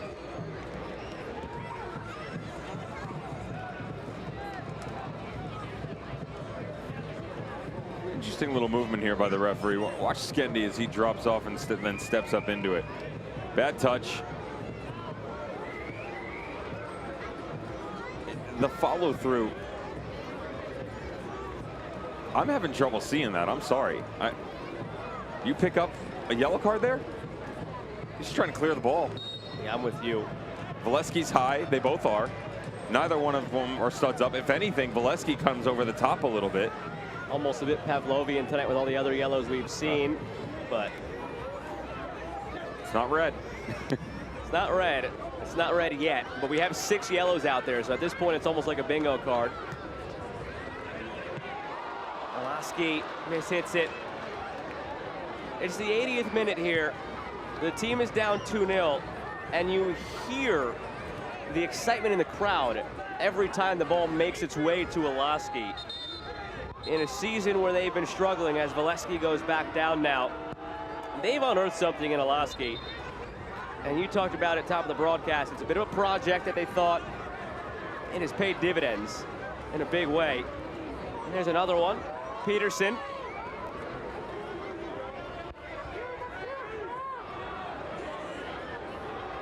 If they're not careful, they're going to talk their way into one here. You've already got enough problems on your hands. 3 players overall currently sitting on suspension. Ahmed Longmire, the loanee from Nashville, Kevin Partida, and Michael Orozco. Danny Peterson picks up a yellow. Got a few others sitting on one. And the argument here was, why are they not continuing play? And the referee just stopped it as Orange County had picked up possession.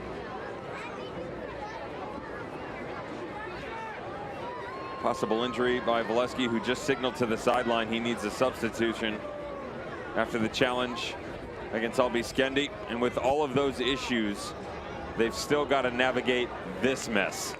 I mean, dear Lord, Los Dos, the way that they've been playing, they just took down San Diego Loyal, 10 men or not. Miami FC, a team that's fighting for its playoff lives. Then Loyal themselves, Colorado Springs, back-to-back games. That's not fun. And then what is Phoenix Rising going to be at that point in time? When is the last time in the history of this league you look at an upcoming schedule like that, and Phoenix Rising is the one that you look at and say, that's the easiest game on our upcoming schedule on paper, as Jason Johnson enters for Christian Valesky. Speaking of Phoenix Rising, former great for the club, Jason Johnson, recently picked up just a couple of days ago. He was part of the changeover that Frank Yallop helped bring in, brought him over from his beautiful season that was San Antonio in 2016. 25 goals and 3 assists and 77 appearances all time for the Black and Red. That's not too bad.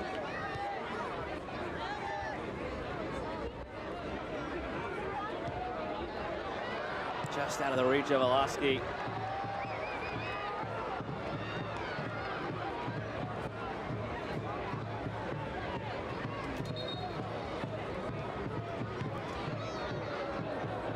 Frustration in every which way tonight. You can see it there from Orange County. A second ball was on the field. It was just booted Tony Rocha out of the stadium.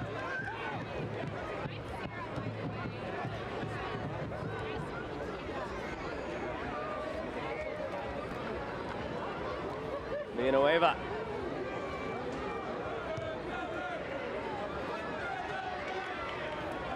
Playoff battles begin to heat up as 2 playoff hopefuls meet on ESPN Deportes. RGV welcomes Vegas to Southern Texas on Sunday, July 17th, 7:30 p.m. Eastern Time, 4:30 Pacific on ESPN Deportes.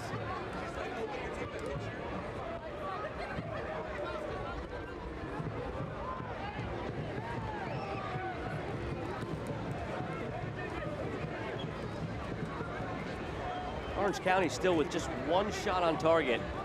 It came in the first couple of moments of this second half by Milan Valesky. Expected goals 0.35 for the home side.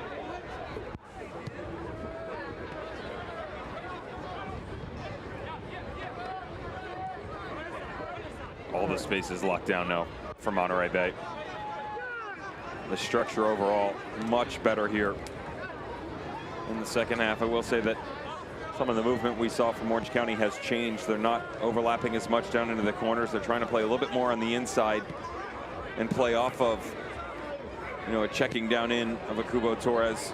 They're not really utilizing the big frame of Sean Okoli. Ugo's just sort of wandering around a ton right now, and this is an undercut by Kubo. Got up underneath Mordona, and they did try to go direct to him. Some frustration setting in for Orange County. Watch the jump though.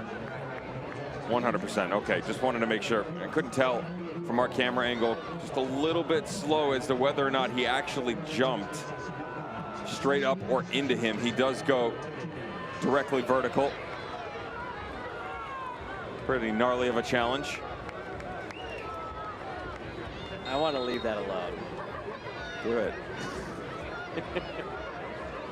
Store it in the vault for your jokes as a father later on in life. Or in tomorrow morning. Picking up donuts at 2:30 in the afternoon. I think that's the donuts in your stomach talking right now.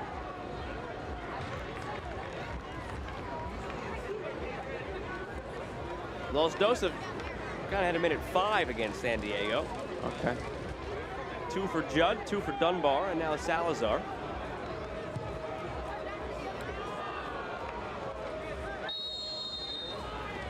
(1-1) between Oakland and Sacramento going into halftime. Gnarly has a friend tonight.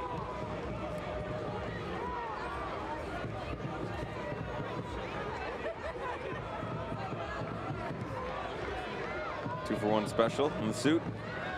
Do you want to be in both, or do you just want to be gnarly for a day?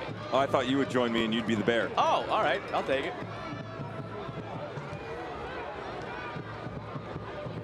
I feel like I'm better as a bear than as gnarly. Devin Kerr and Joe Malfa loose on the streets of California. Bear and gnarly tonight on 60 Minutes. I was wondering where you were going with that. Well, it's better than Dateline. No.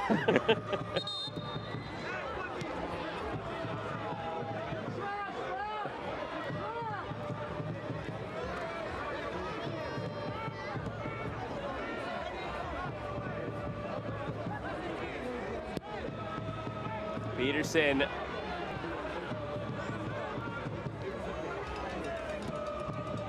Here's Rocha. Flicks it along. Roberts steers it away for a corner.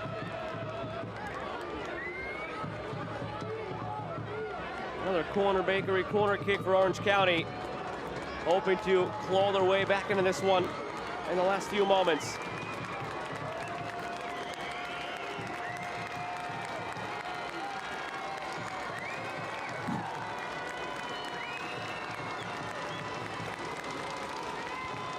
Kaningas to the back post. Siaha punches it back toward the danger. Kaningas still with it.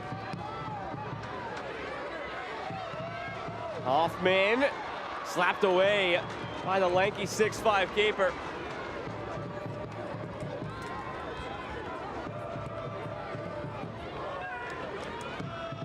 Orange County just trying to send anything they can into the 18 now. Hoffman. Peterson.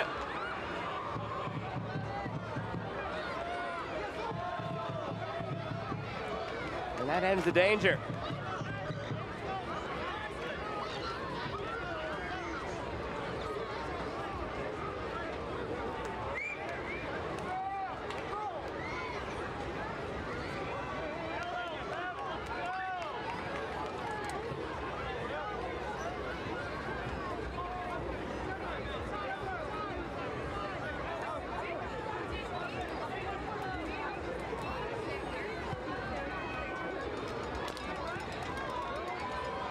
Coley waiting for it to come down.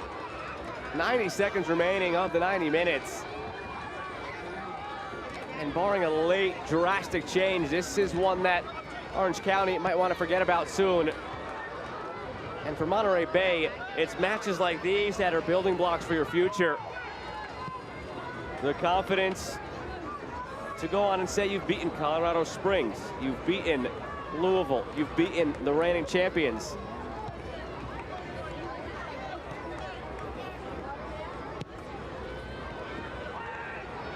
Coley falls for Kaningas. Osundina puts it right at Siaha. Only the second shot on target of the night for Orange County.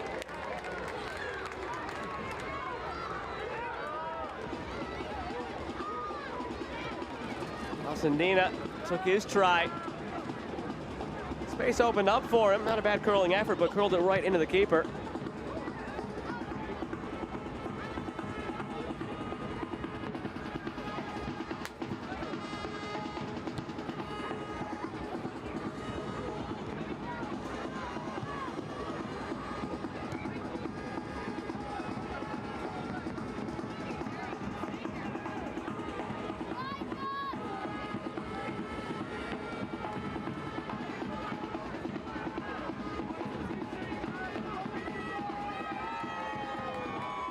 4 minutes of added time. Brought to you by Zolfagari Law.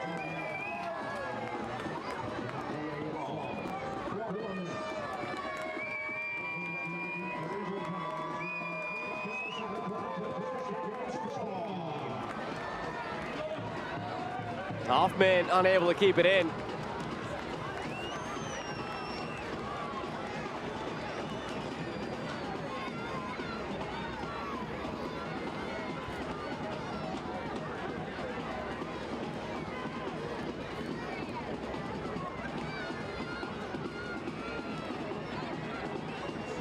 You probably want to go through every game and try to find something that you can build upon. What is the glimmer of hope from this game for Orange County? They didn't give up 3. Yet. No red cards, didn't give up 3. They did produce some looks in the first half. Let's be clear, like they had chances in the first half where this could have been a 1 or 2-0 game. They didn't finish. Same story, different day. Got to finish your chances. Jason Johnson puts it in front. You almost jinxed it. It was almost 3. I would say the fact that, including tonight, they play 5 of 6 at home. Sorry, 6 of 7 at home. My apologies. The only game they go on the road for between now and August 27th is Los Dos, and that's on the 23rd. In theory, that would be a winnable game. Problem is none of those theories have been proven recently in the USL Championship. Los Dos could be the big winners of the night as well. And some of the other results, they are squarely in a playoff position for the moment. And they did pick up a red card, another one. Los Dos got one now. Oh, look at this. In the 85th minute. Good for them. What a night. 1, 2, 3, 7. 4, 5, I 6, believe 7, the record. 8. No, it's 8. Tampa Bay, Tulsa, Atlanta, Phoenix, El Paso, Colorado Springs, San Diego, Los Dos. Oh, it's 8 now. Colorado Springs got one as well. Oh yeah, sorry. I meant El Paso got one as well. That's right, we talked about that earlier. 8 red cards. I think, if I'm not mistaken, I believe 8's the record. Well, we've got still some time to break it. Some stoppage time here, some stoppage time still between Los Dos and San Diego, and then a whole second half of play between Sacramento and Oakland. And that's a derby, so tempers may flare. It's also now 2-1 Sacramento. Juan Asokar tied it in the 27th minute. Malik Foster scored in the 44th to put them up 2-1. Calling forward in the middle, Jason Johnson, a shot instead, taken the whole way. Wrong side of the post from Revelar. Milanowski, the California Performance Cult man of the match. He's been the bright spot all evening long.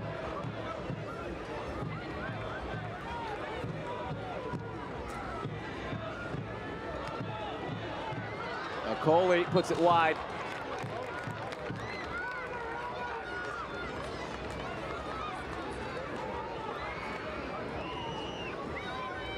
Next up for Monterey Bay, they have a couple at home. And they're both against Eastern Conference opponents, Detroit and New York, before they go on the road to take on Loudoun.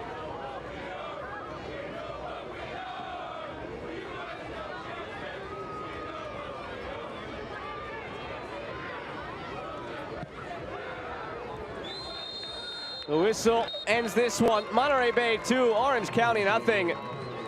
First ever meeting between these two California opponents in the expansion season for Monterey Bay, and they have another win under their belts. That goes from bad to worse for the reigning champions in Orange County. All of a sudden, 4 losses in the last 6. That's 1-4-1 overall, only 4 points. Struggling for form, players unavailable due to injury, COVID, suspension.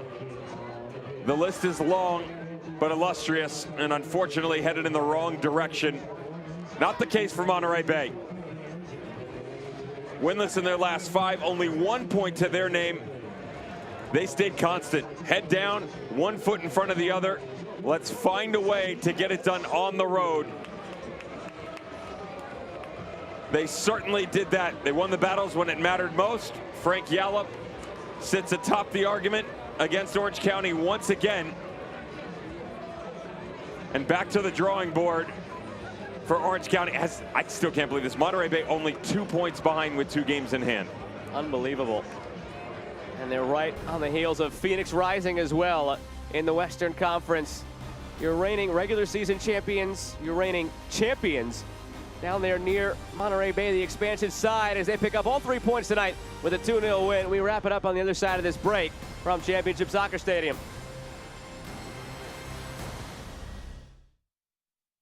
I'm here at ProCode, the official training partner of Orange County Soccer Club. We get them into this state-of-the-art facility a couple times a week, basically working on overall strength, mobility, recovery, all of the above, trying to help these guys get through a successful season.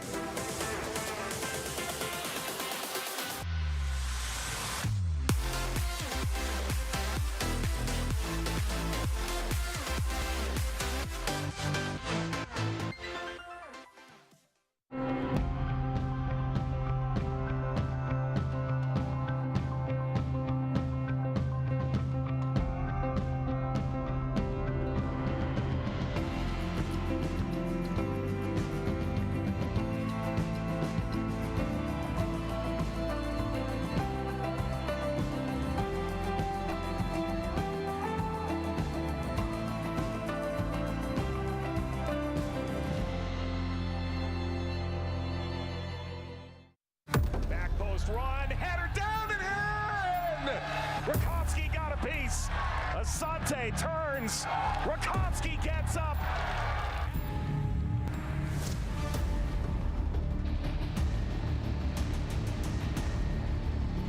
Orange County strikes first.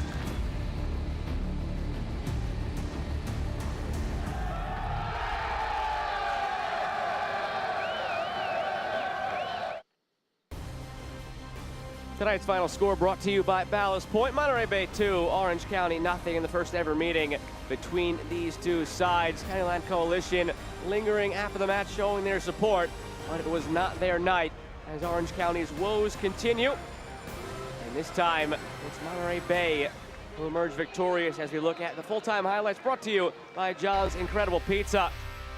Plenty of action in the first half for Orange County, but they didn't yield anything, and finally something gave in the 36th minute when Monterey Bay found the breakthrough.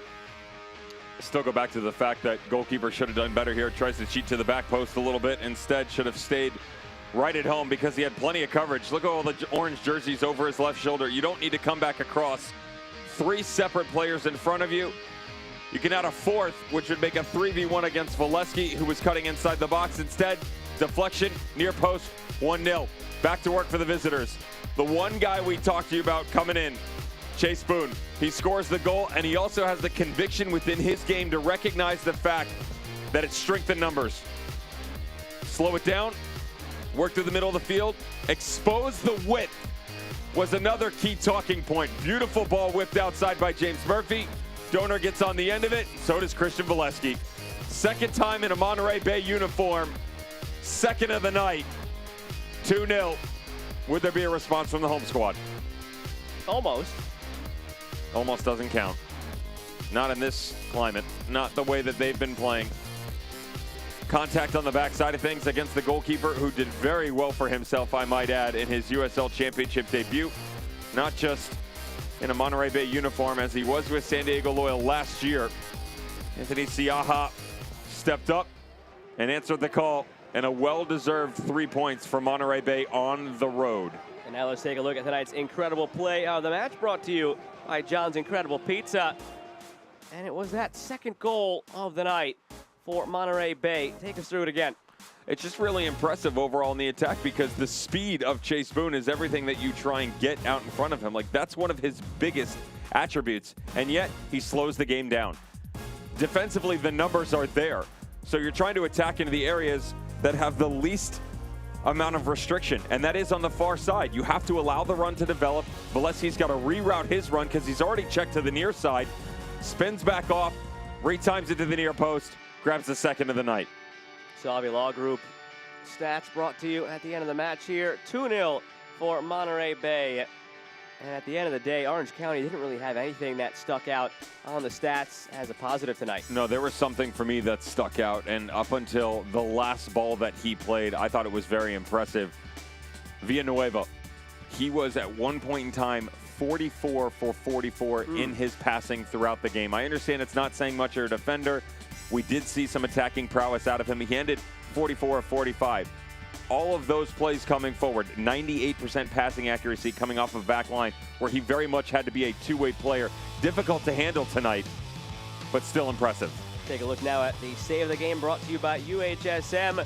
Shuttler didn't have all that much to do. This was maybe the most difficult moment he had, where he had to slap away the cross. The 2 goals, there wasn't much he could do about either of them. The deflection, the tap-in, it was quiet otherwise. But he's moving backward, up into his goal, 2 bodies in front of him, one of which his own, and he still manages to reach out and get a touch on it.